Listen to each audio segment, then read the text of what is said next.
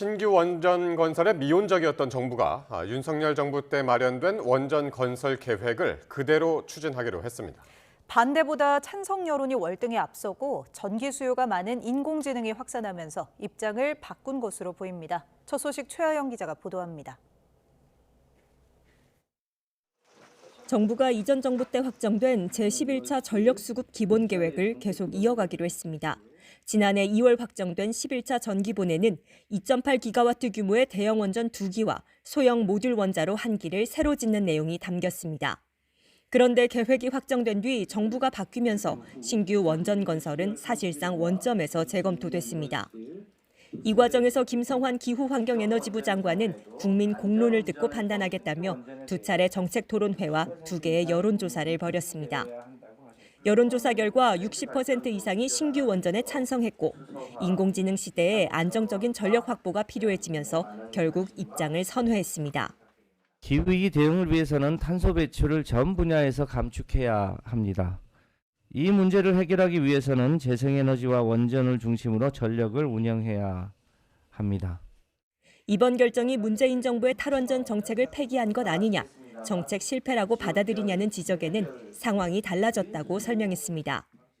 문재인 정부 때는 그 얼마 전에 후쿠시마 원전 사고가 있었습니다.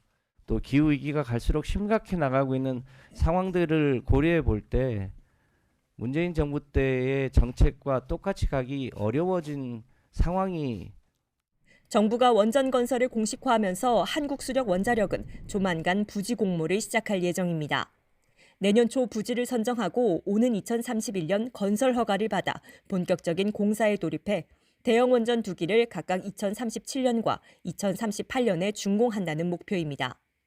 정부의 정책 혼선 속 시간 낭비했다는 비판이 나오는 가운데 올해 상반기에 신규 원전 부지와 12차 전력수급 기본계획의 윤곽이 나올 것으로 보입니다. YTN 최하영입니다. 코스피와 비교해서 상대적으로 힘을 못 받았던 코스닥 지수가 4년 만에 1000포인트를 돌파했습니다. 장중 상승세가 가팔라지면서 한때 프로그램 매수 주문을 일시 중단하는 사이드카가 발동되기도 했습니다. 보도에 손효정 기자입니다. 코스피가 꿈의 5,000피를 달성하는 동안 박스권에 갇혀있던 코스닥 지수도 마침내 1000선을 넘어섰습니다. 코스닥 지수가 1000포인트를 돌파한 건 2022년 1월 이후 4년 만입니다. 지수는 하루에만 7% 급등하며 1064포인트로 거래를 마쳤습니다. 2000년 닷컴 버블 이후 사상 최고치도 돌파했습니다. 한때 상승세가 커지자 지난해 4월 이후 처음으로 매수 사이드카가 발동돼 5분 동안 프로그램 매수 주문이 막히기도 했습니다. 하루 동안 개인이 3조 원 가까이 순매도했지만 외국인이 4,300억 원, 특히 기관은 2조 6천억 원 사들이며 지수를 끌어올렸습니다. 또 레버리지 투자 수요도 급증하면서 주문을 넣기 전 이수해야 하는 교육 사이트도 한때 먹통이 되기도 했습니다. 코스피 5천 달성을 확인한 투자자들이 이번에는 여권의 코스닥 3천 정책에 주목하며 바이오와 2차 전지 등 코스닥 종목으로 시선을 돌렸다는 분석입니다. 코스피 5천 달성하다 보니까 시장의 신뢰가 올라갔거든요. 정책에 대한 기대감을 믿고 코스피 쪽에서 또 투자 못 하셨던 분들이 좀 이제 코스닥으로 방향을 바꿔서 급하게 좀 들어가시는 것 같아요. 그래서 코스피는 사흘 연속 장중에 5천선을 돌파했지만 장 막판 4,940선으로 밀렸습니다. 시가총액 상위 기업 주가도 엇갈렸습니다. 삼성전자는 15만 전자를 지켰지만 SK하이닉스와 현대차는 3% 이상 하락했습니다. 원달러 환율은 25원 넘게 내렸습니다. 미국과 일본 외환 당국의 개입 가능성에 엔화가 초강세를 보이면서 1,440원까지 떨어졌습니다. YTN 손효정입니다. 공천원금 수사를 받고 있는 김경 서울시의원이 의원직을 전격 사퇴했습니다. 제명이 확실시되는 윤리특위 개최를 하루 앞두고 전략적인 선택을 한 것으로 보입니다. 김진두 기자가 보도합니다. 공천 헌금 수수 의혹으로 벼랑 끝에 몰렸던 김경 서울시의원이 전격 사퇴를 선언했습니다. 김 의원은 시의회 의장에게 제출한 사직서에서 공직자로서 도덕적 책무를 다하지 못한 점에 무거운 책임을 통감한다며 고개를 숙였습니다. 김 의원은 자신의 불찰이며 어떤 변명도 하지 않겠다면서 이후 여하를 막론하고 금전 문제에 연루된 것만으로도 시민을 대표하기에 부족하다고 생각한다고 밝혔습니다. 김 의원의 사퇴 결정은 곧 열릴 시의회 윤리특별위원회의 결정을 의식한 전략적 선택이라는 분석이 지배적입니다. 공천원금 외에도 의혹이 워낙 많아 의원직 제명이 사실상 확정된 상태. 잦은 사태로 징계 절차 자체를 무력화하려는 의도로 보인다는 겁니다. 또 반성하는 모습을 보여 향후 수사와 재판 과정에서 양형에 유리한 고지를 점하기 위한 포석이라는 해석도 나옵니다. 이미 경찰 수사에서 김 의원은 강선우 의원 측에 공천 대가로 1억 원을 건넨 시기와 장소를 구체적으로 진술한 것으로 알려졌습니다. 여기에 최근 불거진 가족회사 수백억 수주 논란도 큰 압박이 된 것으로 보입니다. YTN 김유두입니다. 강선우 의원은 쇼핑백을 받고도 석 달이 지나서야 안에 돈이 있다는 걸 알았다고 경찰에 진술한 것으로 전해졌습니다. 그런데 이후로도 김경 서울시 의원의 선거 유세를 지원하거나 지역 행사에 함께 참석하는 등 가까운 관계를 유지한 것으로 보이는 정황이 다수 포착됐습니다. 배민혁 기자입니다. 강선우 의원이 김경 서울시 의원으로부터 1억 원이 든 쇼핑백을 받았다고 지목된 건 지난 2022년 1월입니다. 강 의원은 앞선 경찰 조사에서 석 달이 지난 4월에야 쇼핑백에 돈이 있는 걸 알았다고 진술한 것으로 전해졌습니다. 강 의원이 김병기 의원을 찾아가 돈의 처리 방향을 의논한 것도 4월 21일이었습니다. 저도 잘 모르세요. 네, 하여튼 돈부터 돌려드리세요. 안 받는 적은 그거는 뭐 의원님이 보셔가지고 지금 보셔가지고 던져놓고 나오든지. 그런데 이후로도 김 시의원과 함께한 장면은 다수 포착됐습니다. 단수 공천 이후인 5월, 강 의원은 시장과 식당 등 곳곳을 다니며 김 시의원 지원 유세에 나섰습니다. 선거 직후에는 김 시의원의 당선증을 들고 함께 사진을 찍고 이후로도 지역 행사나 교회를 함께 찾은 장면을 어렵지 않게 볼 수 있습니다. 김 시의원의 또 다른 로비 의혹이 불거진 2023년 강서구청장 보궐선거 당시에도 두 사람이 함께 유세를 다니는 모습이 포착됐습니다. 강 의원 해명대로라면 적어도 4월에는 불법적인 돈의 존재를 알았다는 건데 이후에도 김 시의원과 주요 일정에 동행하며 관계를 유지한 것으로 보이는 모습입니다.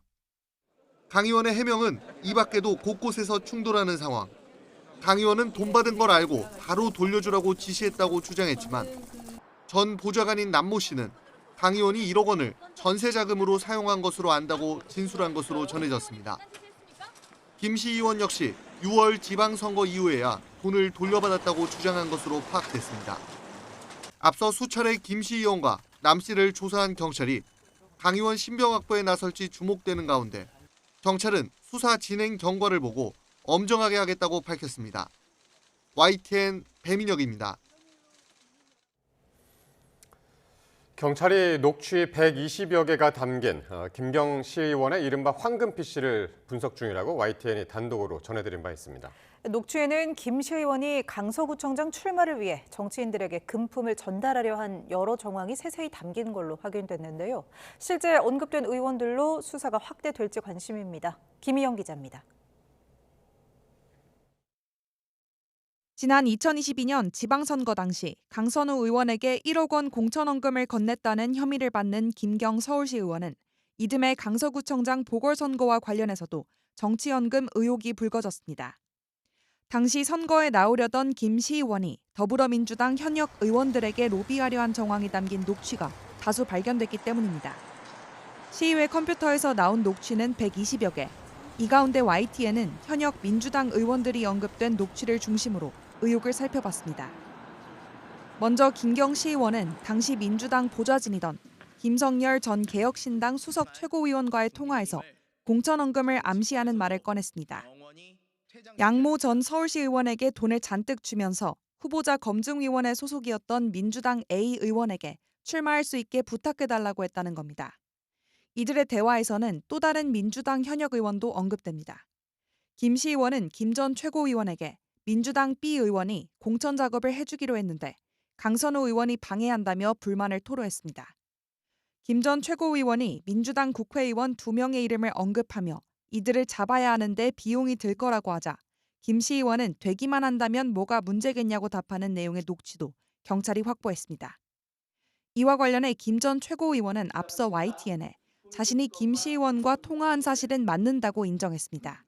다만 당시 선거 출마를 강선우 의원이 반대하는 것 같다는 이야기를 들은 것을 제외한 나머지 내용은 기억나지 않고 실제로 돈이 오간 적도 없다고 해명했습니다. 주말 사이 김 시의원과 양 전 시의원의 자택 등을 압수수색한 경찰은 압수물과 함께 녹취 파일을 분석하고 있습니다. 의원들에게 실제로 돈이 전달됐는지 또 이들이 김 시의원 공천에 도움을 주려 했는지 밝혀야 하는 상황. 경찰 수사가 녹취에 언급된 의원들로 확대될지 관심입니다. YTN 김희영입니다. 베트남 출장 중에 별세한 이해찬 민주평화통일자문회의 수석 부의장의 장례가 기관장과 사회장을 겸하는 방식으로 치러집니다. 이 부의장의 시신은 내일 아침 인천공항에 도착한 뒤 서울대병원 장례식장으로 운구됩니다. 이종원 기자입니다. 민주평화통일자문회의는 이해찬 수석 부의장의 장례를 기관장과 사회장을 겸하는 방식으로 엄수하기로 했습니다. 민주평통과 더불어민주당이 공동 주관을 맡아 오는 31일까지 닷새 동안 치러집니다. 사회장은 국가와 사회에 공적을 남긴 저명 인사가 숨졌을 때 사회 각계 대표가 장례위원회를 구성해 치르는 장례의식으로 국가가 일부 비용을 보조할 수 있습니다. 민주평통은 유가족, 관계기관 등과의 협의를 통해 고인에 대한 충분한 예우를 위해 기관장을 겸하는 방식으로 장례 절차를 결정한 것으로 전해졌습니다. 이 부의장의 시신은 인천공항에 도착하는 대로 빈소가 마련된 서울대병원 장례식장으로 운구됩니다. 장례 마지막 날인 오는 31일 영결식이 열릴 것으로 보이는데 장례위원회 구성도 조만간 마무리될 예정입니다. 기관장 플러스 사회장으로 치러지는 거기 때문에 정당 대표, 민주당 당대표, 그다음에 정부 측 대표, 그리고 필요하면 또 시민사회 쪽 대표 등이 공동위원장이 될 가능성이 높습니다. 지난 20일 회의 참석을 위해 베트남을 방문한 이 부의장은 이튿날 호흡곤란을 호소해 현지 병원으로 이송됐습니다. 심근경색 진단에 따라 스텐트 시술을 받았지만 의식을 되찾지 못했고 결국 이틀 만에 숨을 거뒀습니다. 칠선 의원 출신인 이해찬 수석 부의장은 참여정부에서 국무총리를 지냈고 지난해 10월 민주평통 수석 부의장으로 임명됐습니다. YTN 이종원입니다. 조국 혁신당 합당 제안으로 불거진 더불어민주당 내홍은 이해찬 전 총리 별세를 계기로 잠시 가라앉았지만 이 정청래 대표를 향한 반발은 여전합니다. 조국 혁신당은 흡수 통합론에 반발하면서 선명성을 강화하고 있습니다. 강민경 기자가 취재했습니다. 당의 뿌리격인 이해찬 전 총리의 별세를 계기로 펄펄 끓던 민주당은 잠시 소강 상태가 됐습니다. 갈등 자제령을 내렸고 초선 의원들 역시 긴급 회동을 미루는 등 분쟁의 부식도를 치우는 분위기입니다. 정청래 대표의 전격 합당 제안에 공개 반발하던 비당권파 최고위원들도 이날만큼은 추모에 집중하며 공개석상에서의 현안 언급을 피했습니다. 고인이 세운 뼈대와 가르침 위에 더 단단한 민주당을 만들어 가겠습니다. 하지만 추모 기간 일시 휴전에 가까울 뿐 물밑 합당 반대 기류는 여전하다는 관측이 지배적입니다.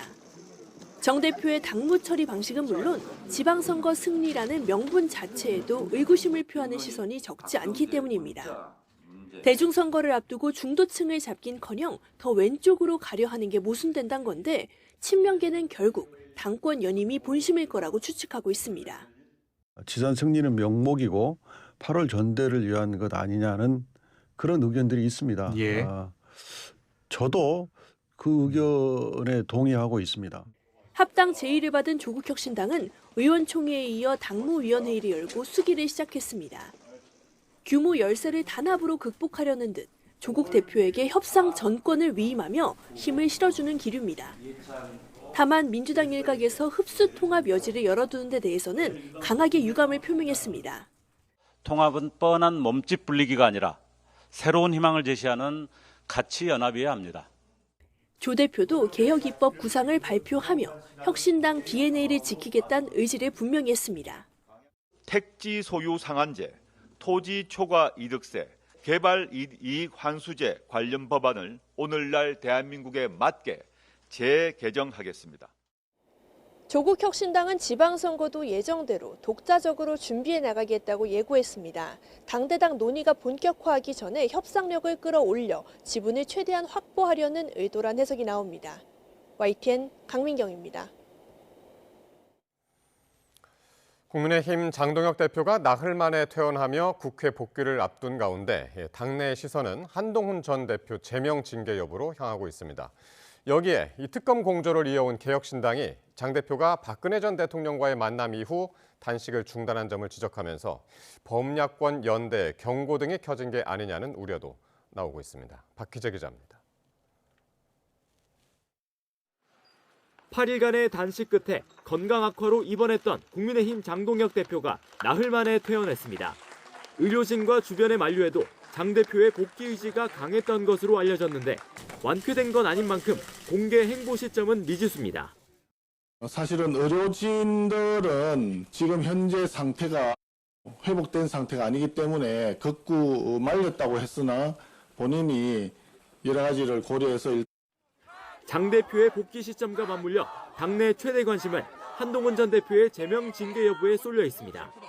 단식 기간 한 전 대표가 단식장을 방문하는 대신 온라인으로 당원 게시판 사태에 대한 유감을 표명했지만 지도부는 끝내 사실관계 관련 소명이 없었다는데 무게를 두는 기류입니다. 설상가상으로 한 전 대표 지지자들이 징계 철회를 외친 주말 집회에서 지도부 퇴진 등 강경 목소리가 분출된 점이 또 다른 뇌관으로 작용하는 가운데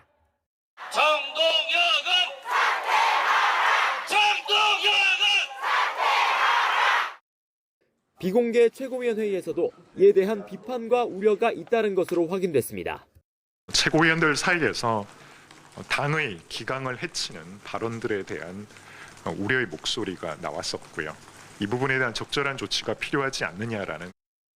이런 가운데 한 전 대표는 SNS를 통해 국민의힘에서 불법 계엄이 진행 중이고 윤호개인으로부터 진짜 보수를 지키는 데 앞장서겠다고 적었습니다. 당내에선 지방선거를 앞두고 단식 이전의 내홍이 반복돼선 안 된다며 제명만은 피하자는 의견과 오히려 사태를 빨리 매듭지어야 한다는 요구가 교차하고 있습니다.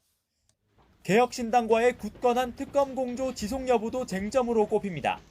장 대표의 단식 중단에 박근혜 전 대통령이 역할을 한 것을 두고 이준석 대표가 문제를 제기하며 연대에 이상 징후가 생긴 게 아니냐는 해석도 나옵니다. 박근혜라는 카드로 종결을 했으니 그다음에 이어나가기가 어려운 단절이 있었던 건 맞지 않겠습니까? 그래서 공조를 이어가고 싶다면은 어떤 생각으로 그렇게 종결한 것인지는 설명해야 되지 않을까. 범보수 두 당의 연대 강론을 둘러싼 기싸움이 본격화할 거란 관측도 나옵니다. 당 안팎의 파열음은 결국 복귀를 앞둔 장동혁 대표가 풀어야 할 문제인데 오는 29일로 예정된 다음 지도부 회의를 전후로 한 메시지가 주요 변곡점이 될 거란 전망입니다. YTN 박희재입니다. 국민의힘 중앙윤리위원회가 당 지도부와 당원에 대한 모욕적 언행을 이유로 징계 절차에 넘겨진 김종혁 전 최고위원에 대해 탈당 권유를 결정했습니다. 당 윤리위는 보도자료를 내고 김 전 최고위원이 다양한 매체에 출연해 당내 분란을 주도했을 뿐 아니라 지지율이 낮게 나온 여론조사만을 소개해 지도부를 공격하는 매우 용의주도한 테러 공격을 자행했다며 결정 배경을 설명했습니다. 쿠팡의 각종 의혹 관련 TF를 꾸리고 집중 수사 중인 경찰이 유출 피해를 본 계정이 3천만 건 이상인 것으로 보고 있다고 밝혔습니다. 쿠팡 측 주장의 10,000배가 넘는 건데요. 경찰은 헤럴드 로저스 한국법인 대표의 체포영장 가능성도 언급했습니다. 유서현 기자가 보도합니다. 쿠팡의 개인정보 유출 사태 등 크게 7가지 의혹을 수사하는 경찰이 유출 피해를 본 계정이 3천만 건 이상인 거로 보고 있다고 밝혔습니다. 개인정보 유출 건수가 3천여 건뿐이고 유출된 정보도 모두 회수됐다던 쿠팡의 주장을 정면 반박한 겁니다. 3,000개 계정이 저장되었고 약 2,700개 아파트 공동 현관 번호가 저장이 됐었습니다. 그리고 이것이 모두 삭제가 되었습니다. 박정보 서울경찰청장은 정보가 유출된 계정이 3천만 건 이상인 거로 보고 있다고 밝혔습니다. 쿠팡 측 발표와 10,000배 넘게 차이나는 수치인데 박 서울청장은 쿠팡과 정보 유출을 판단하는 기준이 다를 수 있다면서도 쿠팡 측에 축소 의도가 있었다고 보느냐는 질문에는 확인해봐야 한다고 답했습니다. 경찰은 이와 함께 헤럴드 로저스 대표에게 3차 소환 통보를 하고 계속 불응할 경우 체포 영장을 신청하는 방안도 열어뒀습니다. 앞서 청문회를 마치고 지난 연말 출국한 로저스 대표는 지난 5일과 14일에 경찰 조사를 받으라는 요구를 받았지만 응하지 않았습니다. 박 서울청장은 아직 세 번째로 출석을 요구한 날짜가 지나지 않았다면서도 응하지 않는다면 누구든 예외 없이 절차대로 진행된다며 체포영장 신청 가능성을 언급했습니다. 경찰은 개인정보 유출 본류에 대한 수사도 계속 진행 중인데 개인정보 유출 피의자로 지목된 중국인 A씨에 대해서는 한국 법으로 처벌한다는 목표 아래 인터폴과 형사사법 공조를 시도하고 있다고 강조했습니다. 이에 더해 쿠팡의 미국 투자사 등 일부에서 한국 정부가 쿠팡을 차별 대우한다는 주장이 나오는 데 대해서는 원칙과 법에 따라 수사하는 것이라며 반박했습니다. YTN 유서연입니다. 캄보디아에서 송환돼 충남경찰청에서 수사받는 피의자 17명이 모두 구속됐습니다. 경찰 조사 결과 이들은 지인의 소개로 캄보디아로 넘어가 범행에 가담한 것으로 드러났습니다. 보도에 오승훈 기자입니다.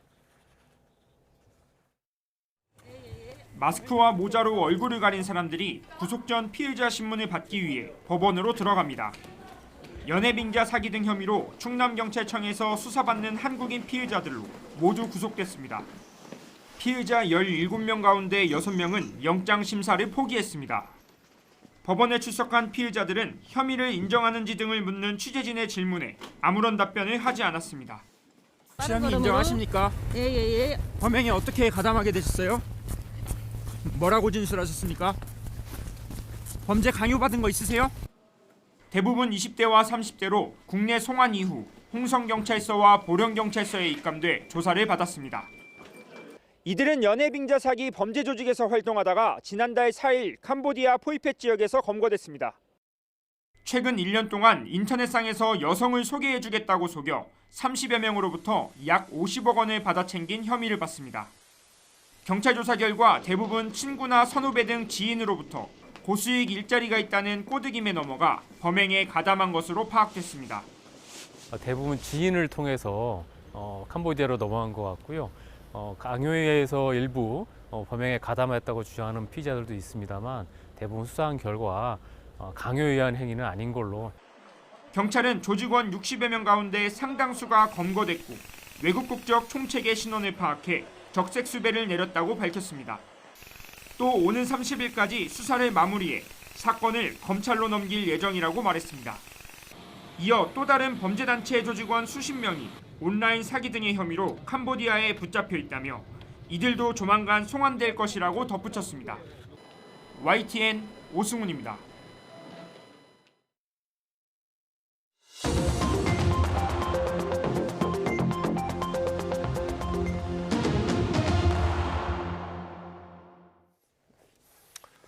정치권 관심 뉴스 살펴보는 포커스 나이트 시간입니다. 오늘은 강성필 민주당 부대변인 정광재 동현정치연구소장과 함께하겠습니다. 두 분 어서 오십시오. 네, 안녕하세요.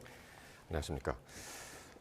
이해찬 민주평통 수석부의장 별세 소식부터 좀 전해드려야겠는데요. 금요일에 이제 베트남 출장 중이었던 베트남에서 쓰러지셨고 이틀 만에 이제 깨어나지 못하셨습니다. 정치권에서도 이제 한 목소리로 애도를 하고 있는데 두 분이 기억하는 이 수석부의장은 어떤 분이셨나요? 일단 이해찬 전 총리께서는 사실 박정희 유신 시대에 민주화를 위해서 맞서 싸우신 민주화 투사라고 먼저 표현을 하고 싶습니다.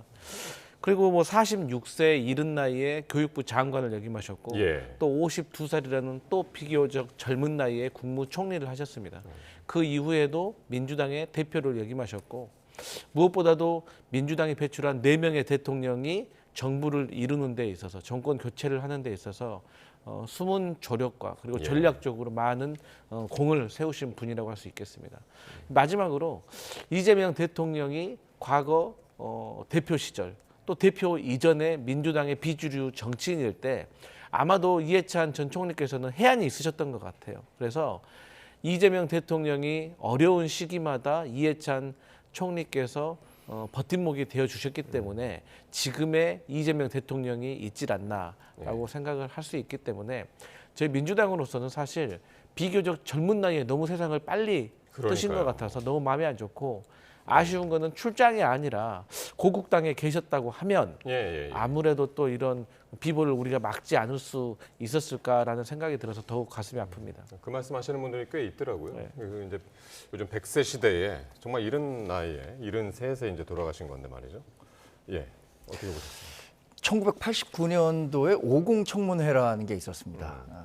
이해찬 전 총리가 1988년에 초선 의원이 됐을 겁니다. 이때 그 당선 동기인, 그러니까 등원 동기가 노무현 전 대통령이었고 89년에 있었던 50 청문회를 통해서 두 사람 모두 이른바 청문회 스타가 되면서 진보 진영을 대표하는 정치인으로 성장한 거죠.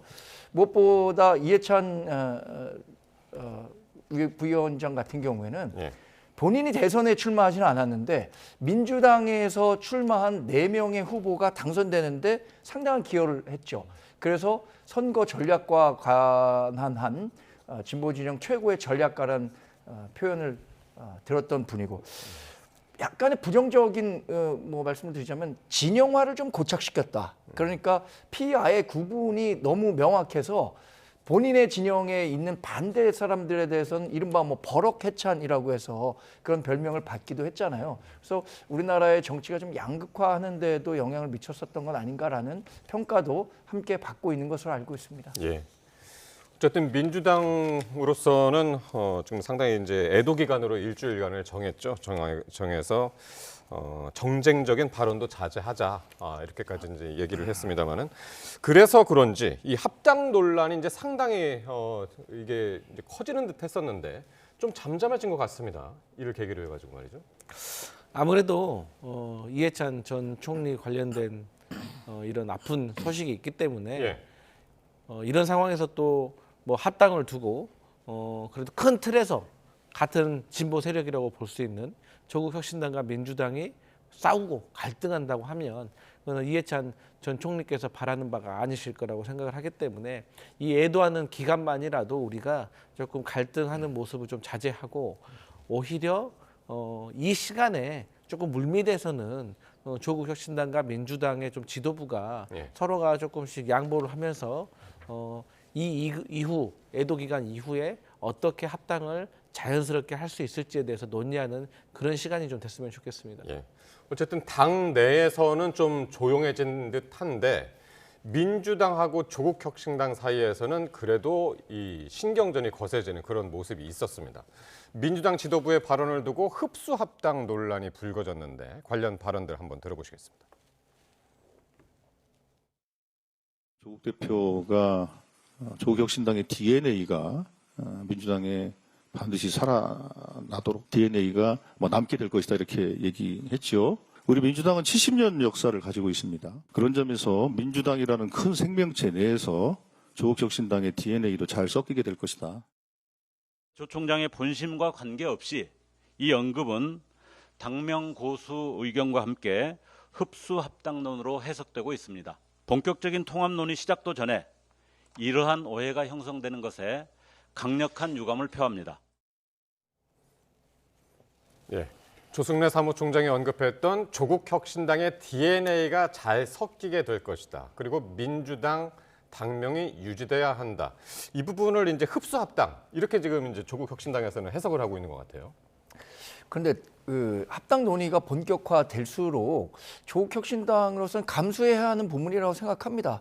지금 민주당이 160석 정도를 갖고 있고 조국혁신당이 지역구는 없고 비례대표만 12석의 의석을 갖고 있는데 현실적인 당의 세력들을 비교해 본다면 사실상 흡수합당에 가까운 수순으로 진행될 수밖에 없다고 생각합니다. 더군다나 당명도 보면 더불어민주당이 2014년 3월에 더불어민주당이라는 이름으로 탄생했습니다. 그런데 민주당 입장에서 본다면 2014년 이후에 전국 단위 선거에서 굉장히 승승장구하는 모습을 보인 그 기억이 많습니다. 예. 그런 측면에서 더불어민주당이라는 이름을 쉽게 포기하기 어려울 것 같고 이 민주진영을 관통하는 이름은 민주당이잖아요. 또 본인들이 추구하고 있는 정치적 이념도 더불어라는 이름에 가깝게 있기 때문에 아무래도 조국혁신당은 사실 2024년 총선을 앞두고 단기간에 만들어진 정당이고 조국 대표라는 어떤 한 사람의 이미지가 강하기 때문에 저는 이 논의가 진행될수록 더불어민주당 쪽에 유리한 쪽 형국이 연출될 수밖에 없지 않을까 예상해 봅니다. 예. 그리고 이제 정치가 명분 아니면 실리 둘 다 있으면 좋지만 둘 다 얻기 힘들다면 하나라도 가져야 되잖아요.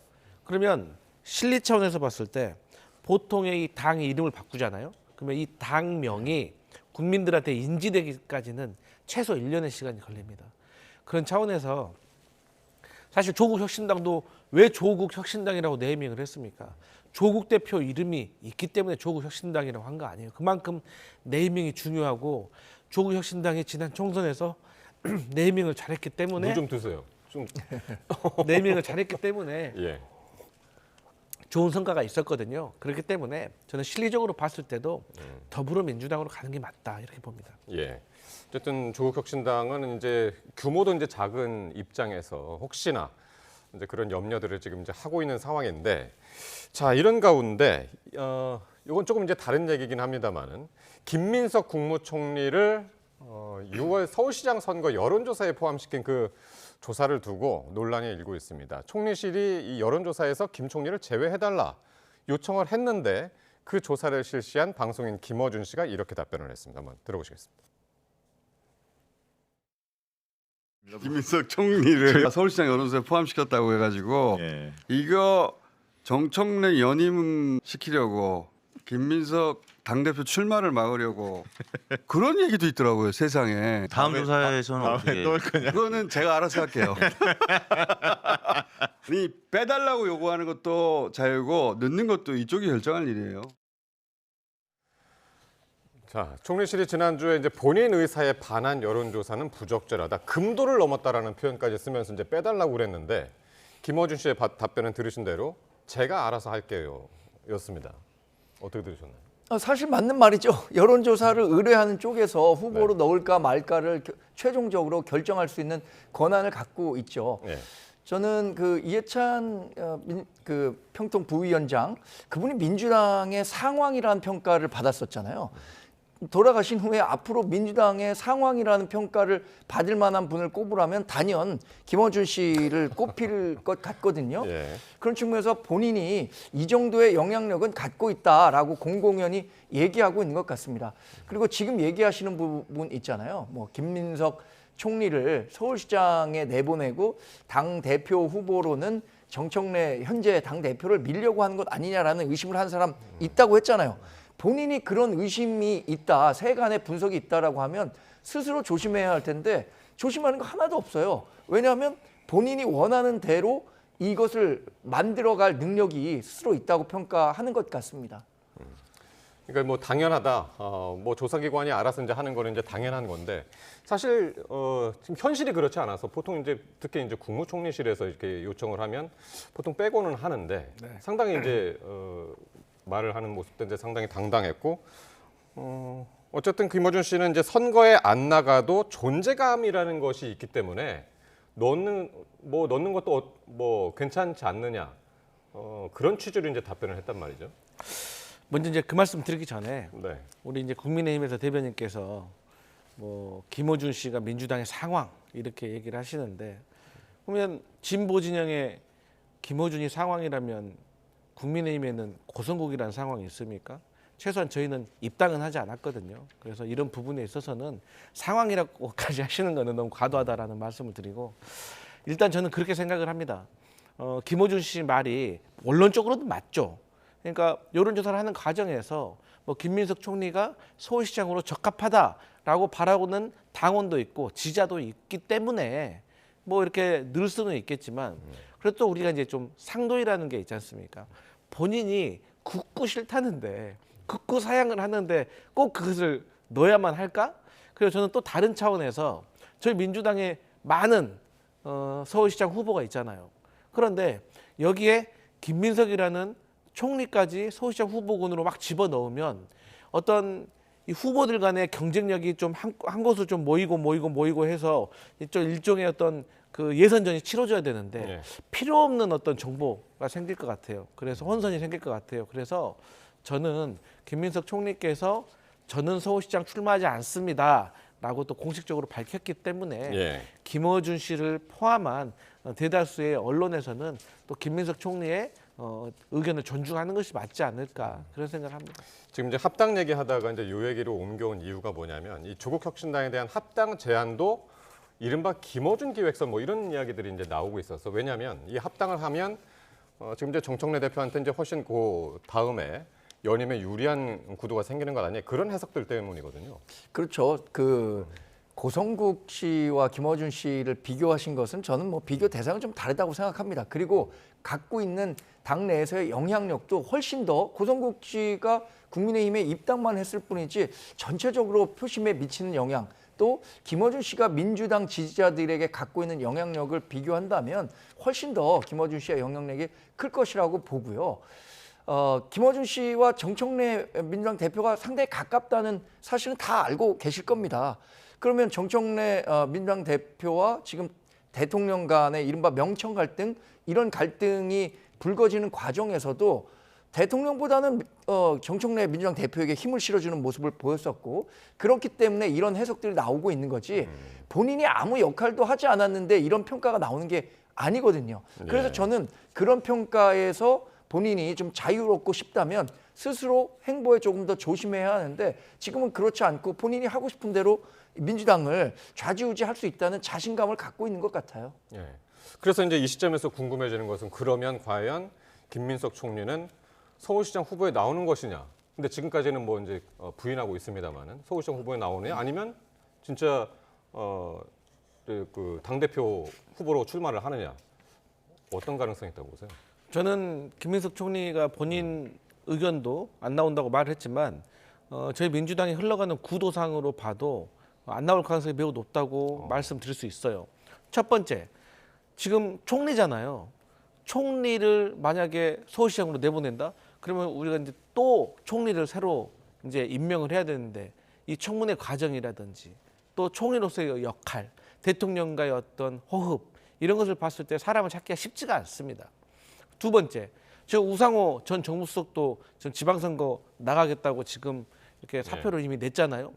또 지금 강훈식 비서실장도 대전, 충남 통합시장으로 출마할 가능성이 높게 점쳐지고 있는 상황입니다. 또 그 외에 김병욱 정무비서관도 나갔습니다.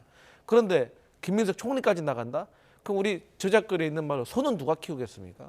그렇기 때문에 저는 김민석 총리가 나가지 않는 것이 맞다고 보고 만약에 김민석 총리가 그래도 나가야 한다면 우리 민주당의 후보가 아무래도 국민의힘 서울시장 후보가 될 가능성이 매우 높은 오세훈 시장과 비교했을 때 경쟁력이 좀 낮다고 하면 그래 총리같이 무게감이 있는 사람이 나가서 한번 이겨줘야지라는 생각을 할 수가 있는데 지금 저희 후보들 뭐 정원호 성동구청장이나 박주민 의원이나 뭐 다른 의원들도 지금 오세훈 서울시장과 견주었을 때 이기고 있다는 저희 나름대로의 분석이 있거든요.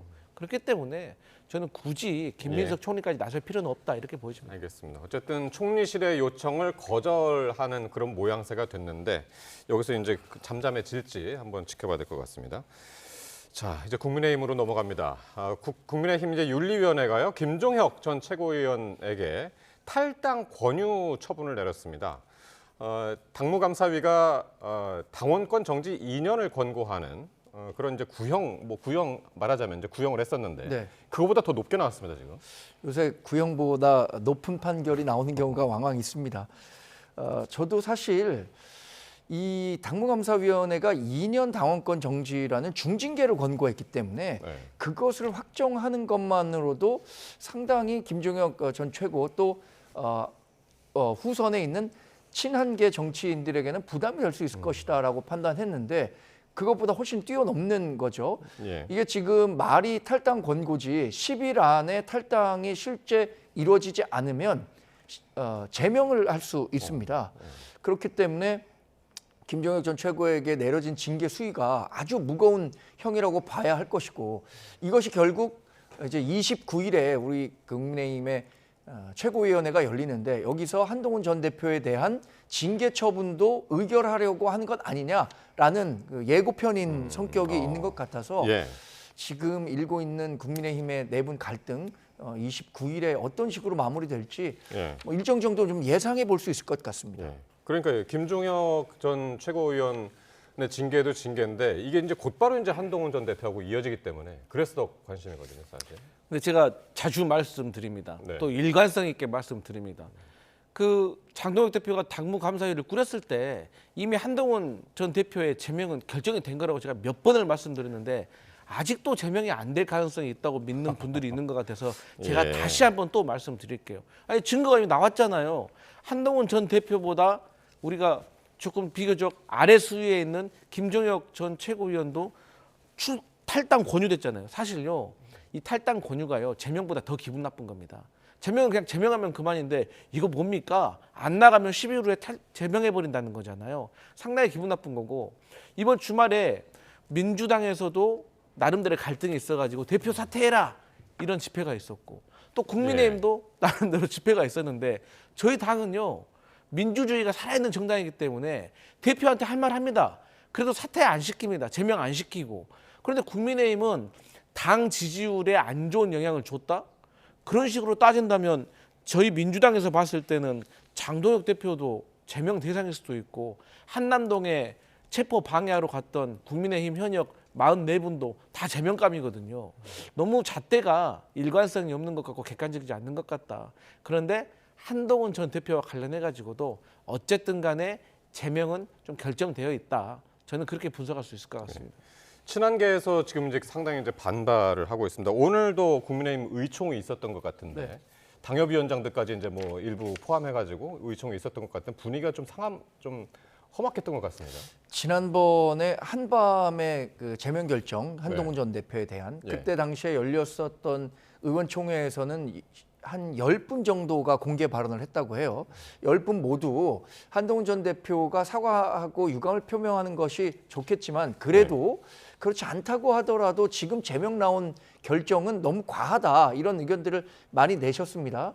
오늘 있었던 의원총회에서도 몇몇 분들이 그런 목소리를 내신 것으로 알고 있는데 다만 처음에 있었던 의원총회보다는 그런 목소리를 내는 강도는 좀 약해졌다고 하는 것 같아요. 그러니까 장동혁 대표가 단식에 오랜 시간을 보내면서 당내 리더십을 갖췄다라는 평가. 또 하나는 재심의 기회를 줬는데 한동훈 전 대표가 응하지 않았기 때문에 이제 제명과 관련해서도 그런 명분이 쌓였다. 또는 그 반발하는 강도는 조금 완화된 것으로 보이고 15분 정도의 원외 당협위원장이 참석했다고 하는데 이분들은 또 과거 한동훈 전 대표에 대해서 비판적인 목소리를 냈던 원외 당협위원장이기 때문에 기존에 있었던 의총보다는 다소 뭐 한동훈 전 대표에 대한 제명 방침에 대한 반발 목소리는 적었다라고 듣고 있습니다. 그러나 여전히 문제를 삼는 부분은 그거죠.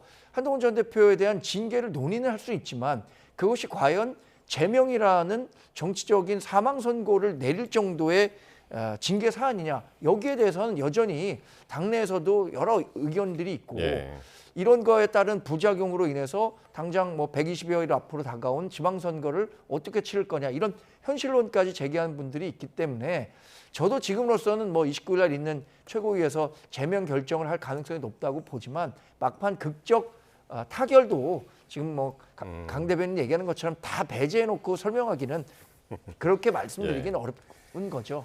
오늘 국민의힘의 이제 김재섭 의원이 이와 그 한동훈 전 대표와 관련한 인터뷰를 하나를 했는데 유승민 전 의원의 이제 공천 가능성까지 이제 거론되는 상황에서 한동훈 전 대표 과연 어떻게 될 것인가 거기 관련해서 한번 인터뷰 내용 한번 들어보시겠습니다. 사실은 이 폭탄 터지는 게 좀 유예된 그런 상황 아닙니까? 그렇죠. 많은 의원들이 한동훈 대표 제명에 대해서 우려를 표했습니다. 원조 배신자라고 불렸던 유승민 전 대표에 대한 경기도지사 공천 얘기도 스물스물 나오고 있는 상황에서 한동훈 대표라고 왜 보궐선거 못 나갑니까? 필요하면 나가야죠. 제명을 할 게 아니라 어떻게든 살을 붙여서 네, 이건 지금 한 번 더 나간 이야기죠. 그러니까 제명을 지금 하느냐 마느냐인데 제명을 넘어가 제명 안 하고 공천까지 이제 받는 것을 지금 이제 전망을 한 건데요. 어떻게 보셨습니까? 근데 이제 장동혁 대표가 이제 목숨을 건 단식을 8일간 했다고 하지 않습니까? 근데 이때 나왔던 얘기가 보수 결집이 되었다. 단 한동훈 빼고. 그러니까 뭐 유승민 전 의원도 뭐 박근혜 전 대통령까지도 이렇게 다 와가지고 또 이렇게 장동혁 대표를 방문해서 여러 가지 얘기를 나누고 걱정을 했고 위로를 했는데 한동훈 전 대표만 유일하게 오지 않았어요. 사실 안타까운 얘기지만 장동혁 대표가 단식을 하게 된 거는 쌍특검 때문에 한 건데 쌍특검이 통과되냐 안 되냐 이런 기사보다 한동훈 전 대표 오냐 안 오냐 이런 기사가 더 많이 실렸던 걸로 저는 기억을 하고 거기에 대해서 한동훈 전 대표는 피해자인 내가 왜 가해자한테 가서 위로하고 사과하냐 뭐 이런 뉘앙스로 한동훈 대표 측에서 많이 이야기를 했던 것 같아요. 그렇기 때문에 저는 한동훈 대표의 제명을 넘어서 공천을 준다? 저는 여기까지 상상하는 것은 현실적으로 좀 무리가 있지 않나 그렇게 생각을 하고 있습니다. 예. 자, 근데 이제 장동혁 대표가 단식을 철회하면서 또 다른 지금 논란이 생긴 게요. 개혁신당하고의 공조도 흔들리는 것 아니냐 이런 얘기인데 오늘 이준석 대표가 단식이 특이한 형식으로 끝나서 국민의힘의 설명이 필요하다 이런 얘기를 했습니다. 단식이 특이한 방식으로 끝났다는 것이 우리가 생각했었던 출구 전략이라는 건 한 두 가지 정도로 압축되는 거잖아요. 첫 번째는 정말 탈진을 해서 병원에 실려가는 그런 방식. 두 번째는 쌍특검을 요구했으니까 적어도 특검 하나라도 성사시키거나 또는 민주당, 청와대 이런 쪽에서 와서 정말로 간곡하게 단식을 그만둘 것을 요청했을 때 그것을 출구 전략으로 생각했을 텐데 의외의 방식이죠. 박근혜 전 대통령이 와서 걱정하는 사람들이 많으니 단식을 하지 않는 게 좋겠다. 이렇게 얘기를 하면서 실제로 단식이 끝난 것을 두고 하는 얘기인데 저는 이것은 일종의 이준석 대표 방식의 출구 전략이라고 생각합니다. 그러니까 이 특검과 관련해서 공조를 하는 모습을 보인 것에 대해서 당내에서도 이것에 대해서 이렇게 좋게 본 사람들이 적었던 것 같아요. 아무리 개혁신당 안에서요? 네, 아무리 이 특검과 관련해서만 이 공조를 하는 것이다라고 설명을 한다고 하더라도 개혁신당 지지자들이 갖고 있는 이러다가 자칫 뭐 국민의힘에 흡수 합병되거나 또는 선거연대로까지 가서 본인들이 갖고 있는 고유의 가치를 잃어버린 것 아니냐라는 문제를 제기하는 분들, 그러니까 그런 것들을 차단하기 위해서라도 이런 그 출구 전략을 마련했던 건 아닌가 저는 나름의 평가를 해봅니다. 네. 이준석 의원 하면은 박근혜 키즈잖아요, 사실은. 예, 근데 이제 박근혜 전 대표가 이제 방문을 한 것을 계기로 해서 단식을 끝낸 것에 대해서 지금 이제 비판적으로 봤는데 박 전 대표의 방문 자체는 어떻게 보셨어요? 저는 좀 고루하다고 생각합니다. 그러니까 언제적 박근혜 전 대통령입니까? 또 임기를 뭐 성공적으로 마쳤습니까? 그것도 아니잖아요. 그래서 저는 이제 장동혁 대표가 사실 이 단식을 종료시키기 위한 마땅한 해결책이 없어서 저는 박근혜 전 대통령까지 동원을 했다고 생각을 합니다. 그렇기 때문에 뭐 썩 그리 좋아 보지는 않습니다. 그런데 이 얘기는 좀 해드려야 될 것 같아요. 이준석 개혁신당 대표가 뭐 장동혁 대표 단식 끝낸 거에 대해서 뭐라고 왈가왈부할 자격이 있습니까? 아니 본인하고 뭐 같이 동조단식을 해가지고 먼저 끝낸 것도 아니고 본인은 뭐 아무것도 하지도 않았잖아요. 그리고 두 번째로 일찍 귀국했죠. 일찍 귀국한다고 해서 뭐 찾아간 거 말고 더 있습니까? 또 공천 헌금 특검하자고 했잖아요. 본인은 윤석열 전 대통령과 함께 공천 개입에 지금 연루돼서 혐의가 있는 사람 아닙니까? 뭐 공천 헌금은 괜찮고 공천 개입은 뭐 괜찮습니까? 그리고 두 번째, 김경 전 민주당 시의원과 지금 개혁신당 전 수석 최고위원과의 지금 연루설 의혹이 있거든요. 여기에 대해서는 그러면 이준석 대표 뭐 얘기해야 되는 거 아니에요? 그런데 무슨 공천 헌금에 대해서 자신감 있게 저런 얘기를 할 수가 있습니까? 그래서 저는 원래도 내란 세력과의 연대, 선택적인 연대로 뭐 쌍특검을 주장했던 것도 말이 안 됐지만 그 이후에 개혁신당 자체가 이 특검에 대해서 그리고 장동혁 대표에 대해서 비판할 자격이 있는지 저는 잘 모르겠습니다.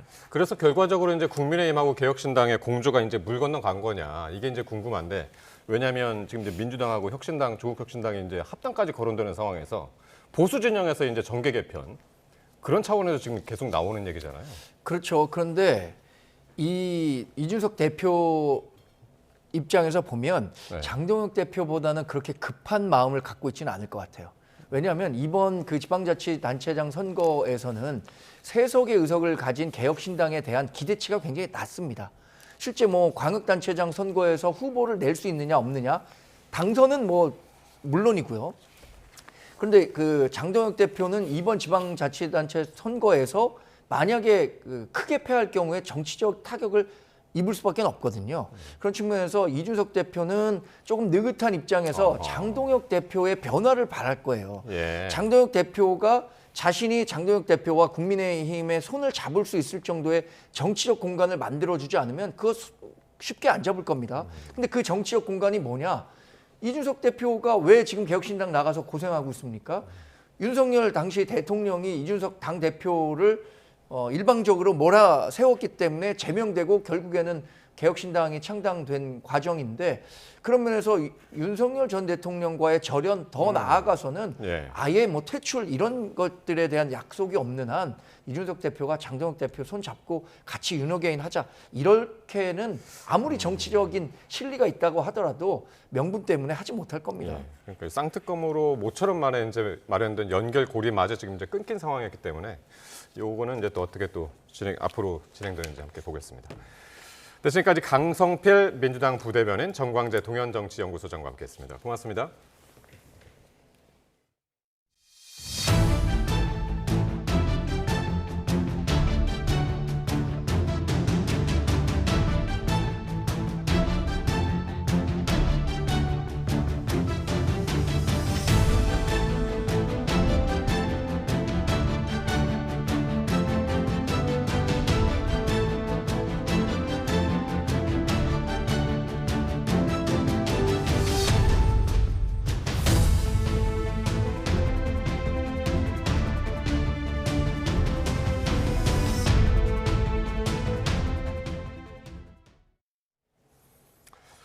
구형보다도 높은 형량이 나온 한덕수 전 국무총리의 내란 재판에 대해서 특별검사와 피고인 양측이 모두 항소했습니다.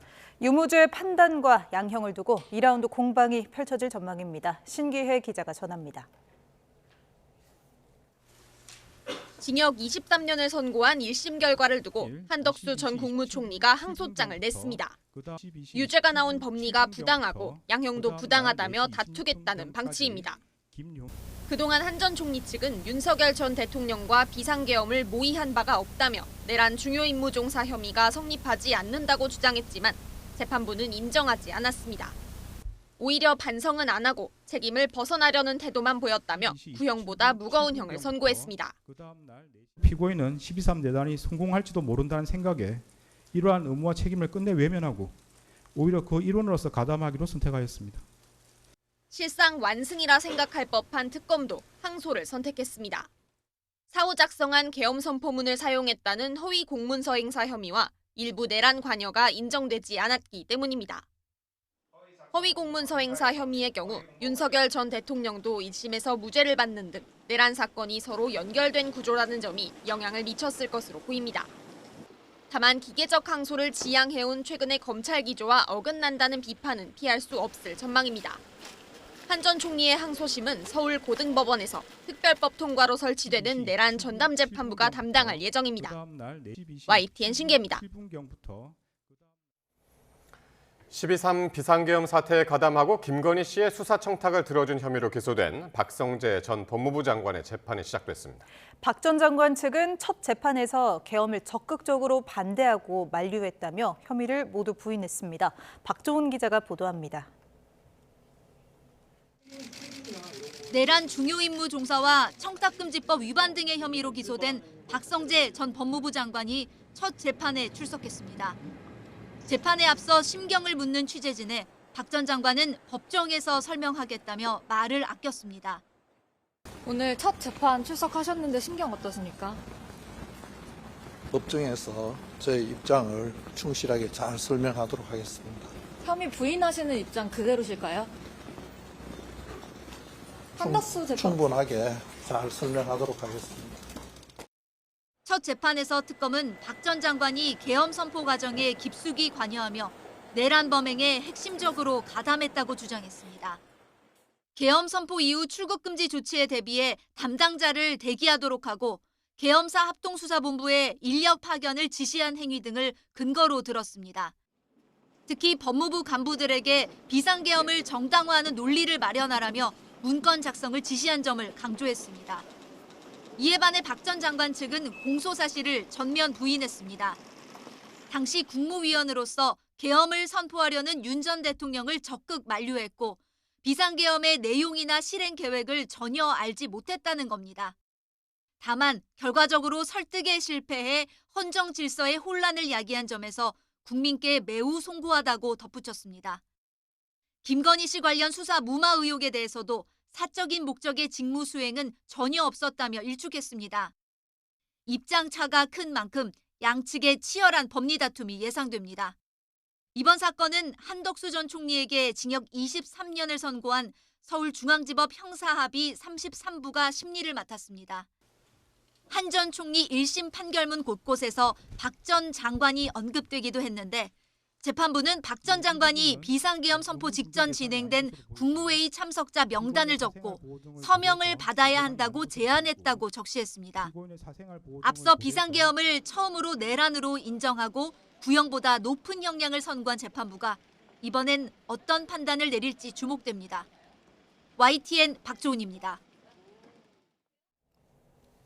서울중앙지방법원은 내란과 외환 사건을 도맡아 심리할 영장 전담 법관으로 남세진, 이정재 부장판사를 보임했습니다. 법원은 보도자료를 내고 다음 달 22일 2월 법관 정기 사무분담까지 임시로 근무할 영장 전담 법관이 이같이 결정됐다고 전했습니다. 법원은 다음 달 9일 다시 전체 판사 회의를 개최할 예정입니다. 특검이 기소한 김건희 씨의 정치자금법 위반 등 혐의 1심 선고가 모레 내려집니다. 윤석열 전 대통령과 한덕수 전 총리에 이어 이번에도 법정 모습이 생중계될지 관심입니다. 임예진 기자입니다. 주문. 피고인을 징역 5년에 처한다. 주문. 피고인을 징역 23년에 처한다. 최근 특검이 기소한 중요 사건 1심 선고 장면은 방송을 통해 실시간으로 전해졌습니다. 실형이 나오자 붉게 오른 윤 전 대통령 얼굴이 그대로 생중계됐고 12.3 비상계엄을 내란으로 정의하며 울컥하는 재판장 모습도 화면에 담겼습니다. 오는 28일에는 민중기 특검팀이 기소한 김건희 씨의 주가 조작 등 사건 1심 선고가 진행되는데 이번에도 법정 모습이 공개될지 주목됩니다.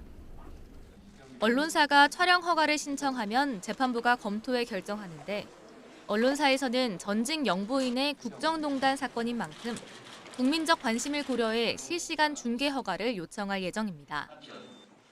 법원에서 받아들여진다면 공직자 출신이 아닌 피고인의 재판 과정이 처음으로 생중계되는 겁니다.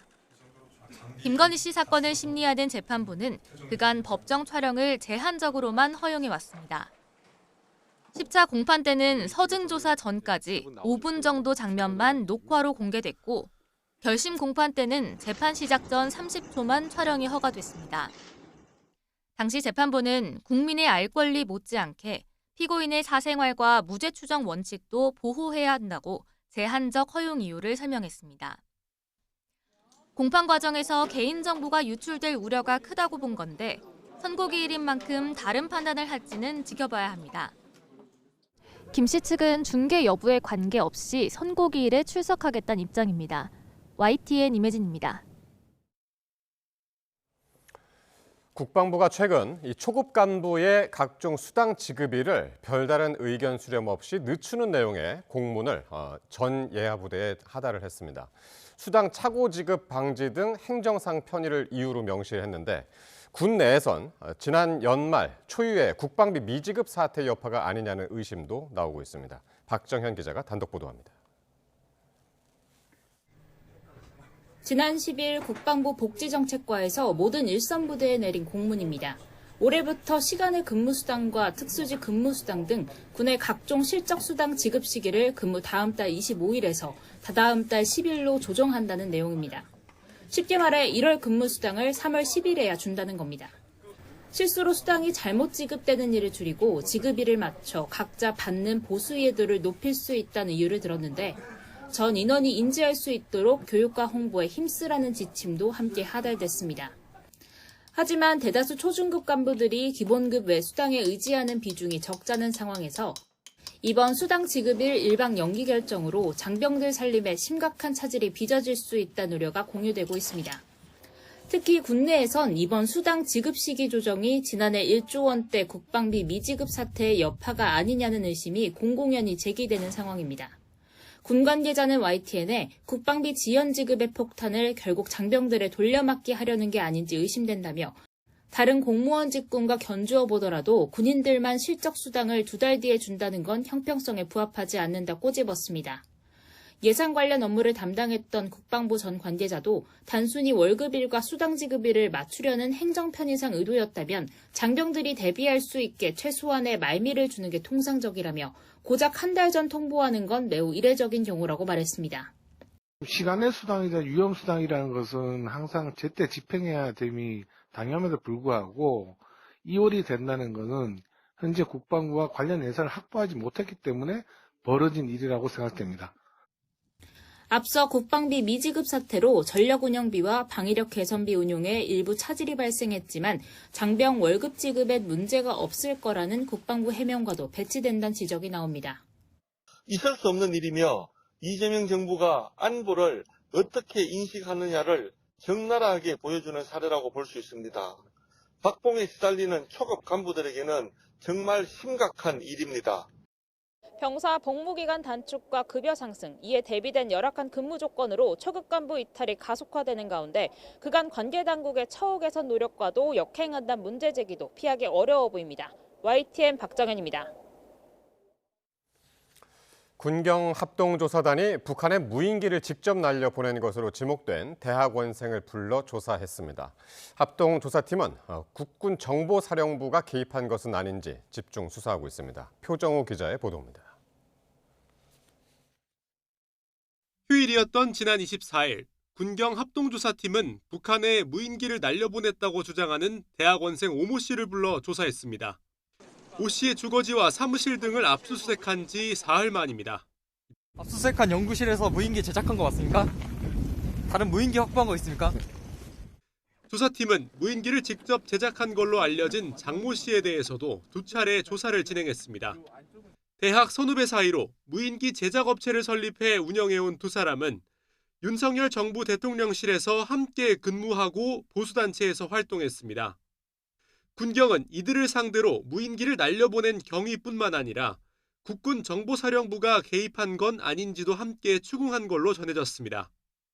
오 씨는 앞선 언론 인터뷰에서 북한 우라늄 공장의 방사능 오염 수치를 확인하기 위해 무인기를 날렸다고 주장했는데 오 씨가 북한 관련 인터넷 매체를 설립하고 정보사의 대북 공작 협조자로 지원받아온 사실이 뒤늦게 확인됐습니다.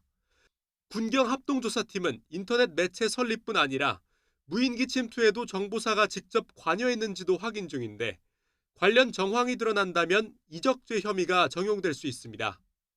정보사는 대북 정보 수집과 특수 공작을 맡은 극비 조직인 만큼 국방부의 주도로 관련자 조사도 속도를 낼 걸로 보입니다. YTN 표정호입니다.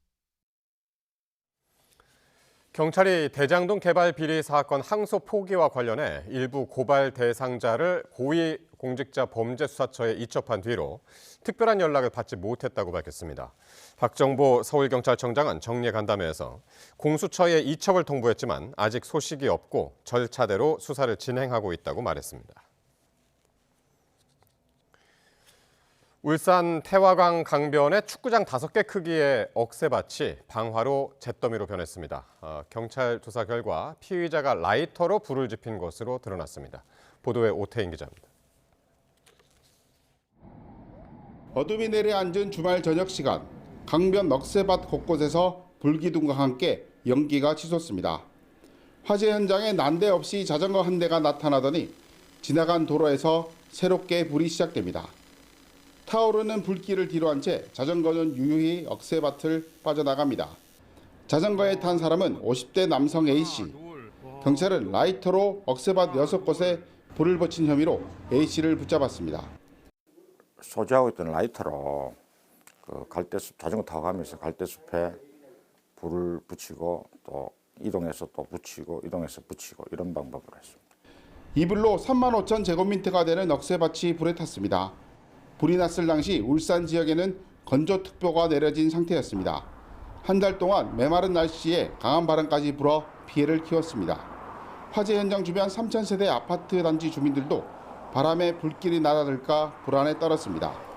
지자체는 안전 안내 문자까지 보냈고 1시간 동안 진화 작업을 벌인 끝에 불길을 잡았습니다. 건조 경보로 변경되어 발효 중에 있고요. 대기가 매우 건조한 상태를 보이고 있습니다. 특히 바람도 강하게 불면서 작은 불씨가 큰 불로도 번질 수 있으니 산불과 각종 화재 예방에 각별히 유의하시기 바랍니다. A씨는 경찰 조사에서 범행은 자백했지만 동기는 행설수를 하는 등 정확하게 밝히지 않았습니다. 방화 하루 만에 A씨를 건거한 경찰은 방화 혐의로 구속영장을 신청하고 범행을 저지른 이유 등을 조사할 예정입니다. YTN 오태인입니다.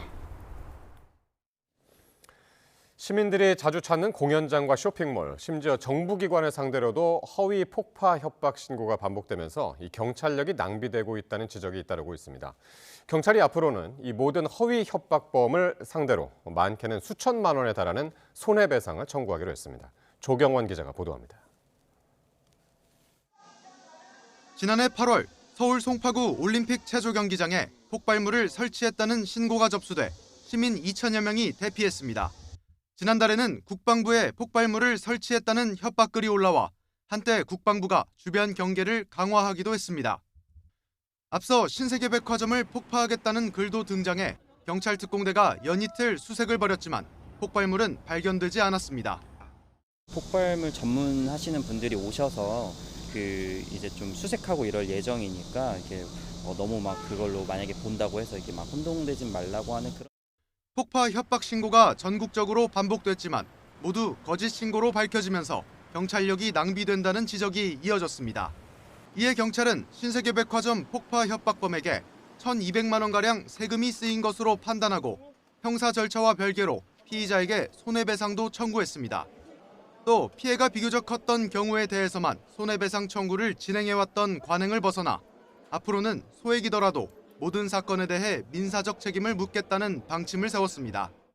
경찰은 검거되지 않은 사건들에 대해서도 미리 손해액을 산정하고 있는데 적게는 150만 원부터 많게는 수천만 원에 이르는 것으로 파악됐다고 설명했습니다. 서울경찰청 중대위협사건 대응TF가 현재까지 수사를 개시한 사건 22건 가운데 11건은 검찰에 넘겼고 나머지 11건은 아직 수사가 진행되고 있는 상황입니다. 경찰은 이미 손해배상을 청구한 신세계백화점 폭파 협박 사건 외에도 허위 협박범에 대한 민사소송을 추가로 제기할 계획이라고 밝혔습니다. YTN 조경원입니다. 가수 겸 배우 차은우 씨가 200억 원대의 세금 추징을 통보받은 것과 관련해 불복 절차에 나서겠다고 밝혔습니다. 하지만 소속사의 해명에도 논란은 이어지고 있습니다. 김승환 기자가 보도합니다. 인천 강화군에 있는 건물입니다. 이 건물은 차은우 씨 어머니가 대표로 있던 회사가 가지고 있습니다.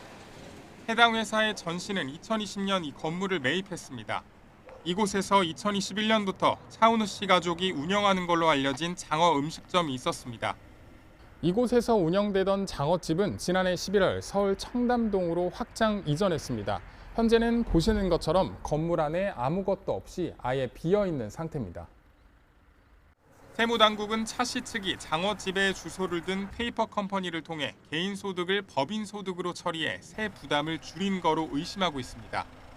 해당 회사의 위치나 건물의 활용 형태가 정상급 연예인의 용역 업무를 수행하는 데 적합한지 의문이기 때문입니다. 제대로 된 규모나 인력을 갖추고 있었던 것이 아닌 것 아니냐라는 비판을 피할 길 없고요. 실제로 이 모친 법인이 어떤 일을 담당했는지 그 부분을 입증할 책임이 차은우 씨 측에 있어 보입니다. 이에 대해 차 씨의 소속사는 세금 추징은 아직 확정되지 않은 사안이라며 쟁점에 대해 적법한 절차에 따라 적극 소명하겠다고 밝혔습니다. 차 씨 모친이 설립한 회사를 주식회사에서 유한 책임회사로 전환하고 세제상 유리한 성장 관리 권역인 강화도에서 건물을 매입하고 주소를 옮긴 점 등을 비춰볼 때 전문가 조언에 따라 전반적인 설계가 이뤄진 게 아니냐는 시각도 나옵니다. 무조건 감사를 받아야 되는데 이 유한회사가 안 받아도 돼요. 맘대로 돈 못 쓰죠. 회계사가 와서 감사하면 법인도 취득세도 3분의 1로 아낄 수 있고 성장관리권 여기 하면. 차은우 씨를 모델로 기용한 일부 브랜드가 SNS에서 사진을 내리는 등 여론을 주시하는 가운데 올 2분기 공개 예정인 차 씨의 넷플릭스 주연작 등 차기작에 미칠 영향에도 관심이 쏠리고 있습니다. YTN 김승환입니다.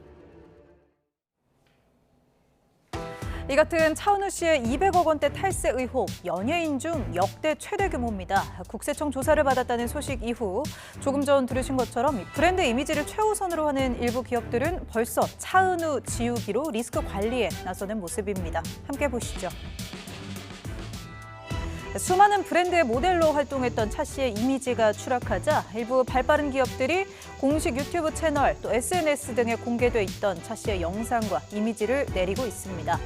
아직 공식적인 계약 해지 입장을 밝히지는 않았지만 이렇게 노출을 최소화하는 모습입니다. 데뷔 후 큰 구설수 없이 얼굴 천재, 바른 청년 이미지를 쌓아온 덕에 차 씨는 광고주들이 주목하는 지표에서 이렇게 늘 상위권을 차지해왔습니다. 그런데 이 같은 상위권의 고액 몸값이 이제 위약금 산정이라는 새로운 쟁점을 낳게 된 겁니다. 통상적인 광고 모델 계약서에는 품위 유지 의무 조항이 포함됩니다. 업계에서는 이번 탈세 의혹 역시 명백한 법령 위반이자 브랜드 신뢰를 무너뜨리는 행위로 보고 계약 해지 사유에 해당한다고 해석을 내놓고 있습니다. 이런 가운데 차은우 씨가 조금 전 본인의 SNS를 통해 논란 이후 처음으로 직접 신경을 밝혀왔습니다. 군복무는 논란을 피하려는 선택이 아니었다 이런 해명을 하면서 추후 진행되는 조세 관련 절차에 성실히 임하고 책임을 다하겠다며 사과했습니다. 결국 관건은 여론입니다. 소비자들의 반응에 따라 이 수백억 원대의 소송의 향방도 최종 결정될 것으로 보입니다. 자, 이번에는 이재용 삼성전자 회장 이야기를 좀 해보겠습니다. 일본의 한 라멘집에서 이재용 회장이 이렇게 혼밥을 하다가 목격됐다는 이야기가 인터넷에서 다시 관심을 끌고 있는데요. 화면 함께 보시죠. 식사를 다 했는지 일어나는 남성. 익숙한 얼굴 같죠? 이재용 삼성전자 회장입니다. 국내 한 여행 유튜버가 일본의 라멘집에서 이재용 회장을 봤다며 찍어서 올린 영상입니다. 이 영상 속에는 유튜버가 처음에 이 회장을 발견하고 당황하는 모습이 이렇게 그대로 담겼는데요. 악수하고 올까 하다 방해하기 싫었다며 연예인을 본 것보다 더 신기했고 회장님이 혼밥을 할 정도로 이곳이 맛집인 것 같다는 반응을 보였습니다. 그런데 이 영상은 넉 달 전인 지난해 9월 처음 유튜브 등에 게시됐는데요. 어찌된 일인지 최근에서야 온라인에서 재조명을 받고 있습니다. 이런 가운데 최근 이 회장은 삼성 임원들에게 이런 메시지를 냈죠. 숫자가 좀 나아졌다고 자만할 때가 아니라며 경쟁력 회복의 마지막 기회라고 강조했는데요. 요즘 최대 실적을 기록하고 있는 삼성전자, 이 회장의 행보, 발언 하나하나에도 일반 대중들의 관심이 쏠리는 모양입니다.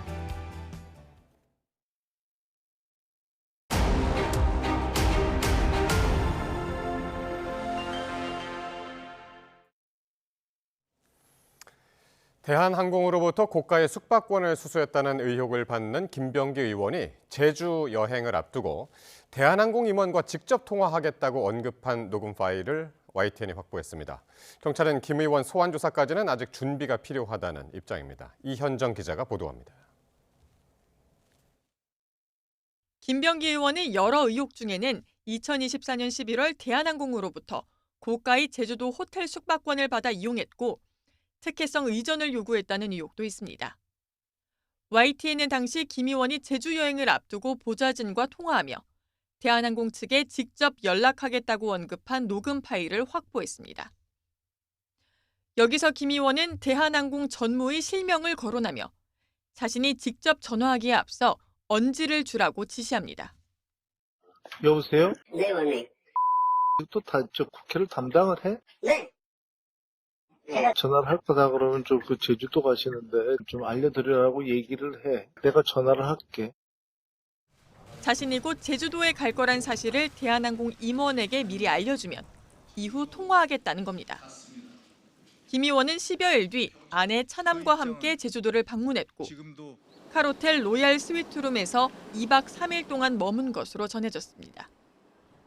이와 관련해 김 의원은 160만 원 상당의 최고급 객실과 조식 등 서비스를 제공받아 청탁금지법을 위반했다는 의혹으로 경찰에 고발됐습니다.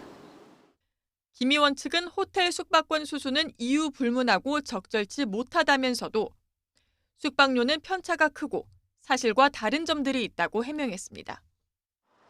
경찰은 통화 녹음에서 언급된 대한항공 임원을 최근 불러 조사했는데 이와 관련해 대한항공 측은 별다른 입장을 밝히지 않았습니다. 지난 2020년 김 의원 측에 정치 헌금을 건넨 혐의를 받는 전 동작구 의원도 재차 피해자 신분으로 출석해 조사를 받았지만 김 의원에 대한 소환 조사는 아직 이루어지지 않고 있습니다. 경찰이 수사 중인 김 의원과 가족을 둘러싼 의혹은 13개에 달합니다. 그런 만큼 서로 결이 다른 의혹이 많아 조사 준비가 필요하다는 게 경찰 설명인데 김 의원의 첫 소환 시점이 언제가 될지 주목됩니다. YTN 이현정입니다. 공천 헌금 의혹 등으로 경찰 수사를 받고 있는 김경 서울시 의원이 서울시의회 윤리특위를 하루 앞두고 사퇴하겠다고 밝혔습니다. 김 시의원은 논란이 된 강선우 의원 측에 대한 1억 원 공여 사건과 관련해 공직자로서 지켜야 할 도덕적 책무를 다하지 못한 점에 대해 무거운 책임을 통감한다며 자신의 불찰이며 어떤 변명도 하지 않겠다고 말했습니다.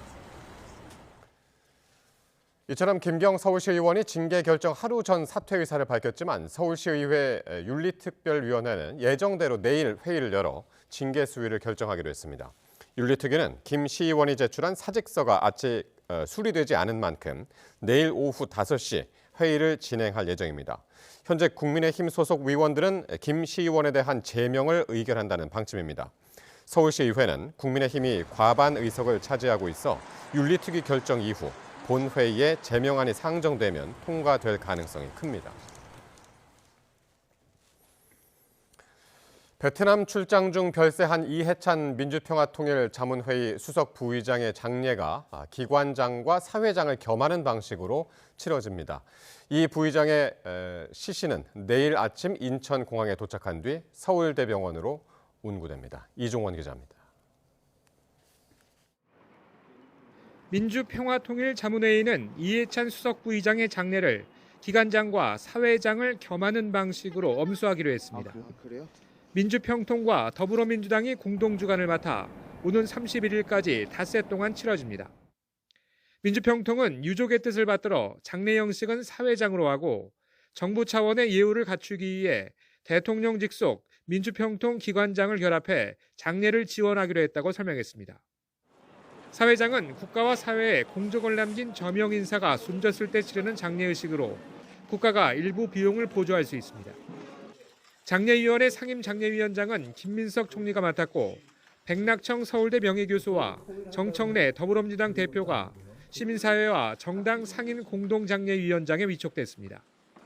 또 상임집행위원장은 조정식 대통령 정무특보가 맡았습니다. 이 부의장의 시신은 인천공항에 도착하는 대로 빈소가 마련된 서울대병원 장례식장으로 운구됩니다. 지난 22일 회의 참석을 위해 베트남을 방문한 이 부의장은 이튿날 호흡곤란을 호소해 현지 병원으로 이송됐습니다. 심근경색 진단에 따라 스텐트 시술을 받았지만 의식을 되찾지 못했고 결국 이틀 만에 숨을 거뒀습니다. 칠선 의원 출신인 이해찬 수석 부의장은 참여정부에서 국무총리를 지냈고 지난해 10월 민주평통 수석 부의장으로 임명됐습니다. YTN 이종원입니다. 더불어민주당은 당분간 정쟁은 최대한 자제하고 이해찬 민주평통 수석 부의장 추모에 집중하기로 했습니다. 국민의힘은 민주당을 향해 통일교와 공천헌금 의혹에 대한 이른바 쌍특검 수용을 거듭 압박하고 나섰습니다. 김다연 기자입니다. 여당 지도부 회의는 이해찬 민주평통 수석 부의장에 대한 묵념으로 시작됐습니다.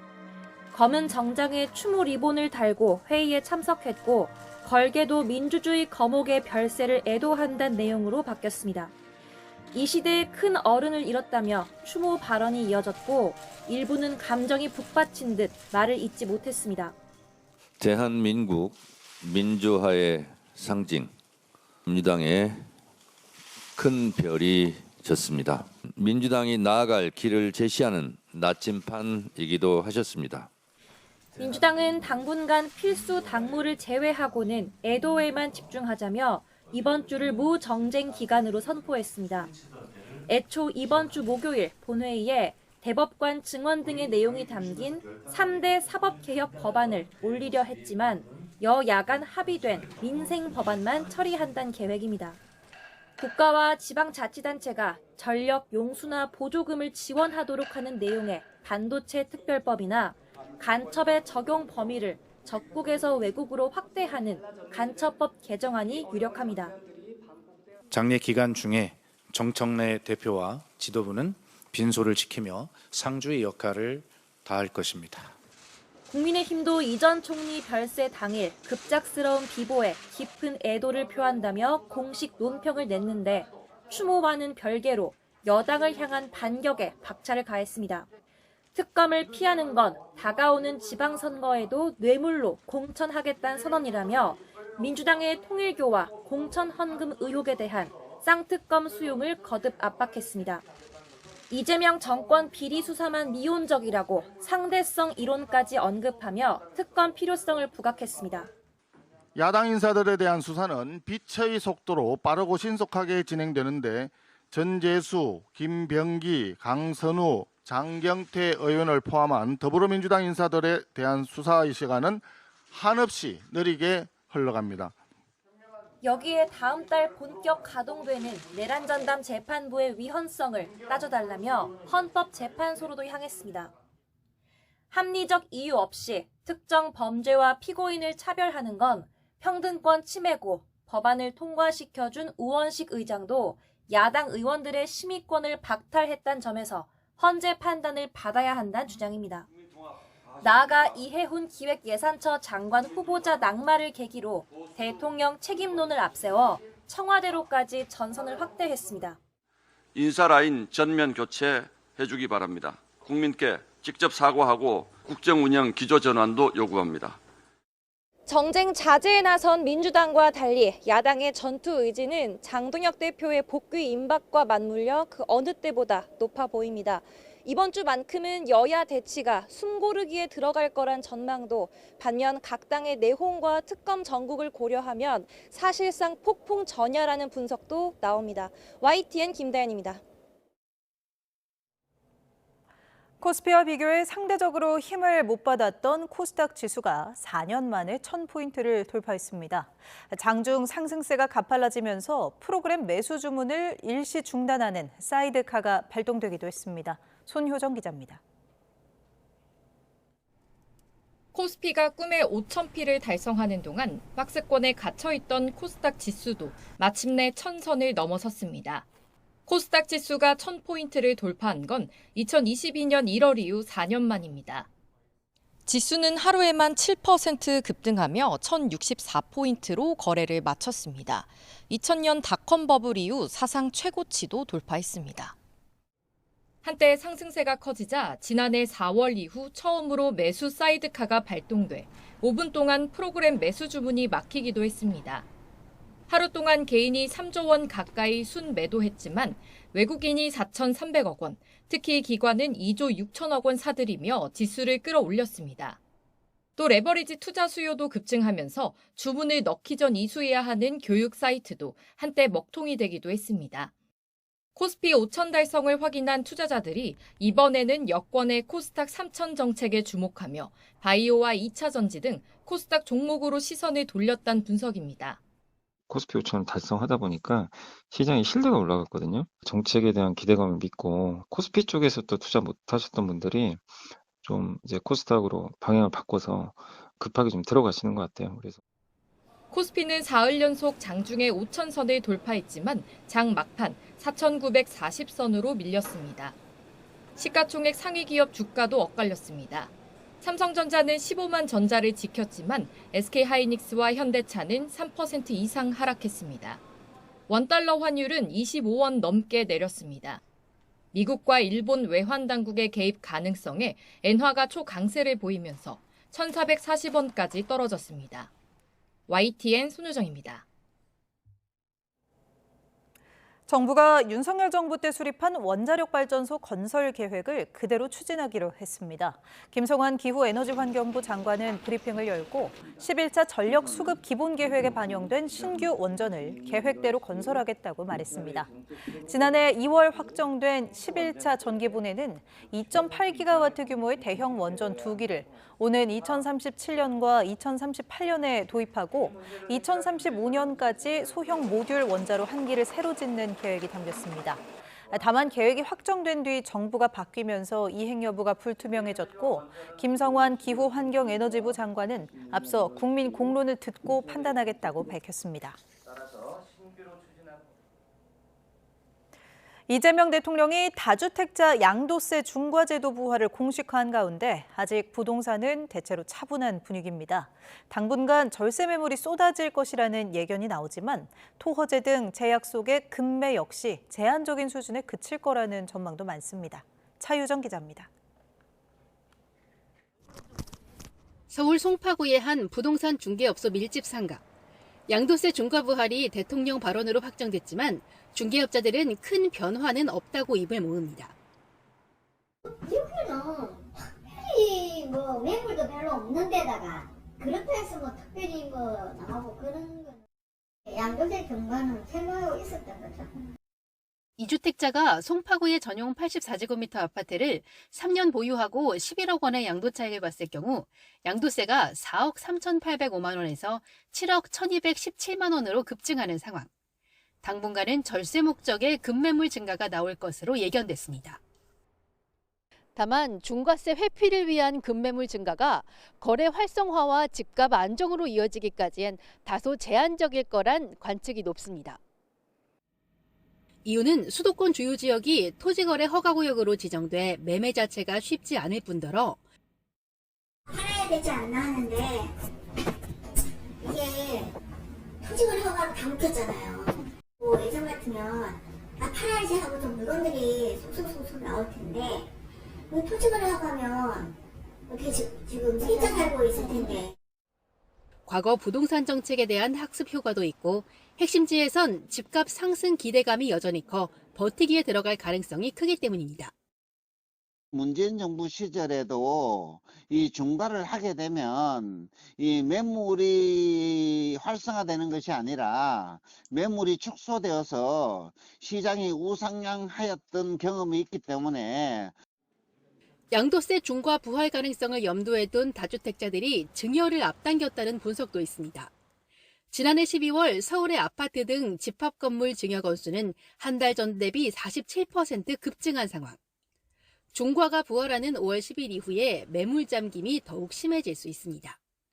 이 대통령이 버티기 수요를 절대 허용하지 않겠다고 압박 수위를 높인 가운데 시장에서는 다주택자나 고가 1주택자 모두에게 부담이 큰 보유세 인상 여부가 오히려 더 큰 변수일 것으로 보고 있습니다. YTN 차유정입니다. 경제계가 조건 없는 배임죄 전면 개편을 정부와 국회에 촉구했습니다. 한국경제인협회와 대한상공회의소, 한국경영자총협회 등 8개 단체는 배임죄 개선을 위한 경제계 호소문을 발표하고 국회와 법무부에 건의서를 전달했습니다. 경제계는 호소문에서 배임죄는 세계적으로 유례를 찾기 힘든 경제 형벌이라며 처벌 대상과 범죄 구성 요건이 불분명해 정상적인 경영 활동마저 형사처벌 위험에 노출된다고 지적했습니다. 미국 미네소타에서 이민 단속 요원의 민간인 사살 파문이 커지고 있는데요. 당시 요원들이 이 숨진 남성의 총을 빼앗은 뒤에도 총격을 가한 정황이 드러나고 있습니다. 핵심 지지층까지 우려를 나타내자 트럼프 대통령도 한 발 물러서는 모습입니다. 김선중 기자의 보도입니다. 지난 24일 미국 이민 단속 요원들이 시위에 참여했던 30대 백인 남성을 땅에 넘어뜨리고 제압합니다. 달려든 요원들이 남성의 허리춤에서 총기를 빼내는 듯한 모습도 확인됩니다. 목격자들은 요원들이 총을 빼앗기고 제압당한 남성을 향해 총격을 가했다고 말합니다. These goons are going around without any respect for the Constitution or our rights. And people are being killed. They're being assassinated in our streets. It needs to stop. 이에 대해 이민당국은 정당방위라며 책임을 숨진 남성에게 돌렸습니다. 특히 총을 가지고 시위에 참여한 폭도라고 비난했습니다. He brought a semi-automatic weapon to a riot, assaulted federal officers, and at some point they saw that weapon. 하지만 트럼프 대통령의 대표적인 지지 기반인 총기 옹호 단체들이 발끈했습니다. 성명을 통해 누구나 시위에 참여하거나 단순 참관하는 동안에도 무기를 소지하고 휴대할 권리를 가진다고 반박했습니다. 일부 공화당 의원들까지 비판에 가세하면서 결국 트럼프 대통령도 한 발 물러섰습니다. 트럼프 대통령은 시위대를 사살한 요원의 행동이 적절했느냐는 질문에 대해 모든 것을 검토하고 있다면서 결론을 내릴 것이라고 말했습니다. 또 현지에서 이민단속 요원들이 철수할 가능성도 내비쳤습니다. 야당인 민주당은 이번 파문과 관련해 주무부처인 국토안보부 장관 탄핵과 연방정부 셧다운 카드까지 검토하고 있습니다. YTN 김선중입니다. 주차장을 빠져나가던 SUV가 3층 벽을 뚫고 1층에 추락하는 사고가 났습니다. 운전자는 만취 상태였습니다. 차상은 기자입니다. 건물 3층에 주차된 흰색 SUV가 출구 반대 방향으로 달려갑니다. 건물 벽을 뚫고 나간 차량은 1층으로 추락했습니다. 경음을 내면서 무조건 빠른 속도로 직진을 해가지고 떨어져 버리겠죠. 그래 가보니까 근무자 얘기가 가보니까 바로 차가 떨어져가 있는 거죠. 사고가 난 시각은 저녁 7시 반쯤. 식당이 모여있는 곳에 차가 떨어져 자칫 대형 인명피해로 번질 뻔했습니다. 사고 현장입니다. 차가 떨어질 당시에 오가는 사람이 없어서 운전자 외에 인명피해는 없었습니다. 운전자 A씨는 심하게 다치지는 않은 거로 알려졌습니다. 경찰이 A씨의 혈중 알코올 농도를 측정해보니 면허 취소 수준, 만취 상태였습니다. 술도 취하고 아마 사고 충격이 있었는지 운전석에 어떻게 앉았는지조차 기억을 못하고 있네. 주차장 벽면에는 철제 난간이 설치돼 있었지만 돌진하는 차를 막기에는 역부족이었습니다. 지난 2021년에는 대형마트 주차장 벽면을 들이받은 택시가 도로로 추락하는 사고가 발생해 주차장 안전 기준을 강화해야 한다는 지적이 나오기도 했습니다. 경찰은 A씨를 음주운전 혐의로 입건하고 정확한 사고 경위를 조사하고 있습니다. YTN 차상입니다. 한국인을 대상으로 각종 통신 사기 범행을 벌여온 태국 범죄단체 룽거 컴퍼니에서 활동한 한국 국적 조직원 2명에게 법원이 중형을 선고했습니다. 서울 남부지방법원은 지난 16일 범죄단체 가입 등 혐의로 기소된 조직원 20대 A씨에게 징역 11년을, 또 다른 40대 조직원 B씨에게 징역 8년을 각각 선고했습니다. 재판부는 이들이 태국까지 건너가 범죄단체에 자발적으로 가입한 점, 유인책 역할을 통해 범행의 완성에 본질적으로 기여한 점 등을 고려했다고 설명했습니다. 중국군 2인자의 낙마가 공식 확인된 이튿날 군대 당조직 선거 규정이 발표됐습니다. 내년 가을 당대회를 앞두고 시진핑 4연임의 쐐기를 받기 위한 포석으로 풀이됩니다. 베이징 강정규 특파원입니다. 시진핑 집권 3기의 문을 연 2023년 3월 양회. 새로 뽑힌 중앙군사위원회 장군 6명이 선서에 나섭니다. 그런데 대표로 나온 장유샤 제1부주석이 실수를 하고 맙니다. 원래 법정 책임을 이행한다고 암송해야 할 대목을 헌법으로 잘못 읊은 겁니다. 뒤따라 복창하던 나머지 장성들 사이에선 순간 불협 화음이 연출됩니다. 维护宪法权威维护宪法权威履行宪法职责履行宪法职责 공교롭게도 불과 3년 뒤 이들 대부분은 위법 행위로 줄줄이 낙마했습니다. 남은 건 군 통수권자인 시진핑 주석과 부패 척결에 칼자루를 쥔 장성민 기율검사위 서기 2명뿐입니다. 严重辜负党中央、中央军委信任重托，严重践踏破坏军委主席负责制。 지난 24일 군부 서열 2위인 장효샤 부주석을 내친 이튿날 군대 당조직 선거 규정이 발표됐습니다. 군내 당 대표 대회나 당위원회 등의 선거 업무를 재정비한 것으로 당장 다음 달 1일부터 시행됩니다. 내년 당대회를 앞두고 올해 하반기부터 진행되는 지방 당대회와 전국 대표 선출을 염두에 둔 겁니다. 특히 중국에선 민주적 투표 절차보단 사전 인사 검증이 중요한 만큼 이에 대한 지침 성격을 띠는 셈입니다. 시진핑 주석의 측근들로 꾸려졌다던 군 수뇌부가 사실상 무너진 만큼 4연임 포석은 총구 권력 재편에서부터 시작될 거로 보입니다. 베이징에서 YTN 강정규입니다. 타이완은 중국군 2인자와 최고사령관이 전격 숙청된 걸 두고 중국 공산당의 비정상적인 인사 변동에 고도의 관심을 갖고 주시하고 있다고 밝혔습니다. 구리슝 타이완 국방부장은 중국군 최고위급의 낙마가 타이완 무력 침공을 앞당길 가능성이 있느냐는 질문은 인사 변동만으로 그런 결론을 내릴 수는 없다며 군사적, 비군사적 측면을 망라한 모든 징후를 종합적으로 파악해 중국의 의도와 행동을 판단해야 한다고 설명했습니다. 일본 서해안 지역을 중심으로 이어진 한파와 폭설로 7천여 명이 결항 등으로 공항 안에서 밤을 지새우는 등 불편이 잇따랐습니다. 전동 눈썰매를 타고 산속에 들어간 관광객이 조난을 겪는 등 사고도 잇따랐습니다. 도쿄에서 김세호 특파원의 보도입니다. 거센 눈보라 속에 차들이 눈길에 갇혀 있습니다. 눈 속에 빠진 바퀴는 헛돌기만 할 뿐 좀처럼 차량은 앞으로 나가질 못하고 있습니다. 공항 바닥 곳곳에서 이용객들이 잠을 청하고 있습니다. 공항 내 편의점은 식료품을 구하려는 사람들로 장사진을 이뤘습니다. 폭설로 버스와 철도편이 모두 끊겨 공항 이용객 7천 명이 발이 묶인 채 하룻밤을 꼬박 새야 했습니다. あと帰るだけなのに帰れなくて寝てないんですよ。 홋카이도 삿포로에는 24시간 동안 54cm의 눈이 쌓였는데 1월 관측 사상 최대입니다. 昨日あちこちで埋まってて、私も5台くらい押してました。道幅狭いから前から車来たらどうにもできないですね。 아오모리현에서는 스노모빌을 타던 관광객 8명이 12시간 넘게 조난당하기도 했습니다. 다행히 모두 목장 안으로 대피해 무사히 귀가할 수 있었습니다. 또 니가타현에서는 50대 남성이 지붕에서 눈을 치우다 떨어져 사망하는 등 제설 작업 중 사고도 잇따르고 있습니다. 일본 북부 홋카이도와 서해안 지역을 중심으로 여전히 한파와 폭설이 기세를 떨치고 있습니다.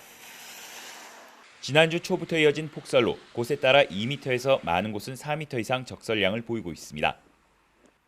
일본 기상청은 이번 주 금요일까지 북일본과 서일본 지역을 중심으로 강한 한파와 대설이 예상된다며 주의를 촉구했습니다. 도쿄에서 YTN 김세호입니다.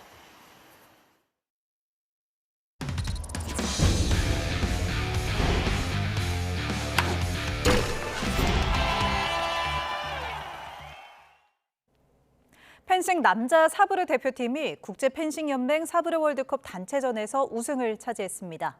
오상욱과 도경동, 박상원, 임재윤으로 팀을 꾸린 펜싱 사브르 대표팀은 미국 솔트레이크 시티에서 열린 남자 단체전 결승에서 미국을 45대 40으로 물리치고 금메달을 목에 걸었습니다.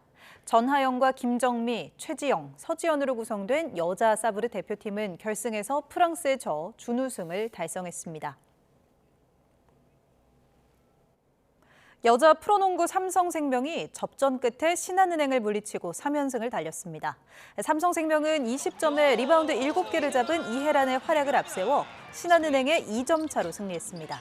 3연패 뒤 3연승으로 반전을 이룬 삼성생명은 4위 우리은행과의 승차를 반경기로 좁혔습니다. 신한은행은 에이스 신이슬이 20점, 9리바운드로 분전했지만 팀의 패배를 막지는 못했습니다. 당구 여제 김가영 선수가 제37회 윤곡 김은용 여성체육대상 대상의 명예를 안았습니다. 김가영은 지난 시리즈 8개 대회 연속 우승과 38연승 등 대기록을 남겼고 남녀 통틀어 가장 많은 통산 17승을 기록 중입니다. 1989년 농구 전설 박신자 여사를 시작으로 올해로 37번째를 맞는 이번 시상식에서는 박신자 여사의 조카인 박정은 부산 BNK 감독이 지도자상을 받아 의미를 더했습니다. 피겨스케이팅 간판 차준환과 스피드스케이팅 국가대표 박지우가 밀라노 코르티나 단페초 동계올림픽 개회식에 한국 선수단 기수로 뽑혔습니다. 대한체육회는 차준환과 박지우가 다음 달 6일 이탈리아 밀라노 산시로 스타디움에서 열리는 개회식에서 태극기를 들고 한국 대표팀을 이끌 기수로 선정됐다고 발표했습니다. 이 밖에 스노우보드 이상호와 쇼트트랙 최민정은 대표팀의 남녀 주장으로 뽑혔습니다. 피겨 선수 출신이자 대한체육회 홍보대사인 K-팝 그룹 엔하이픈의 성훈이 밀라노 코르티나 동계올림픽에서 우리 선수단의 선전을 기원하는 응원 챌린지에 참가했습니다. 함께 보시죠.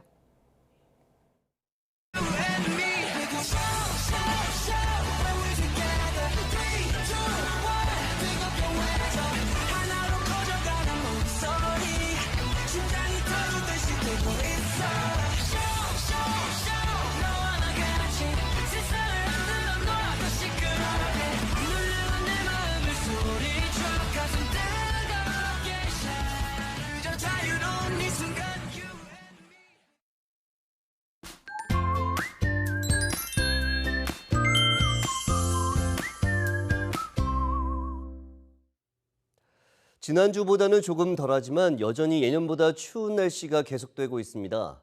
내일도 서울 아침 기온이 영하 8도까지 떨어지겠고 찬바람의 체감 온도는 영하 13도까지 곤두박질하겠습니다. 한낮에도 서울 기온이 영하 2도, 체감 온도는 영하 7도에 머물며 춥겠습니다. 종일 옷차림 따뜻하게 해주시기 바랍니다. 서해안과 제주도를 중심으로 오락가락 눈비가 내리고 있습니다. 점차 충청 내륙과 호남 내륙으로도 확대된 뒤 아침에 대부분 그치겠는데요. 대체로 양이 많지 않지만 제주 산간에는 최고 5cm, 호남에도 최고 3cm의 눈이 쌓이겠습니다. 또 추위 속에 내린 눈비가 얼어 빙판을 이루는 곳도 많겠습니다. 교통사고와 낙상사고에도 각별히 주의해 주시기 바랍니다. 그 밖의 지역은 오전부터 구름량이 줄겠고 대기가 더욱 메마르겠는데요. 여기에 바람까지 강해집니다. 작은 불씨가 크게 번질 수 있는 만큼 불씨 관리 더욱 철저히 하셔야겠습니다. 내일 아침 기온은 서울 영하 8도, 춘천 영하 11도, 안동 영하 7도로 예년과 비슷하거나 조금 낮겠습니다. 낮 기온은 서울 영하 2도, 대전 1도, 광주 3도로 예년보다 2도에서 4도가량 낮겠습니다. 남은 한 주는 영하 10도 안팎의 강추위가 기승을 부릴 전망입니다. 날씨 정보였습니다. 월요일 뉴스나이트 마칩니다. 시청해주신 여러분 고맙습니다.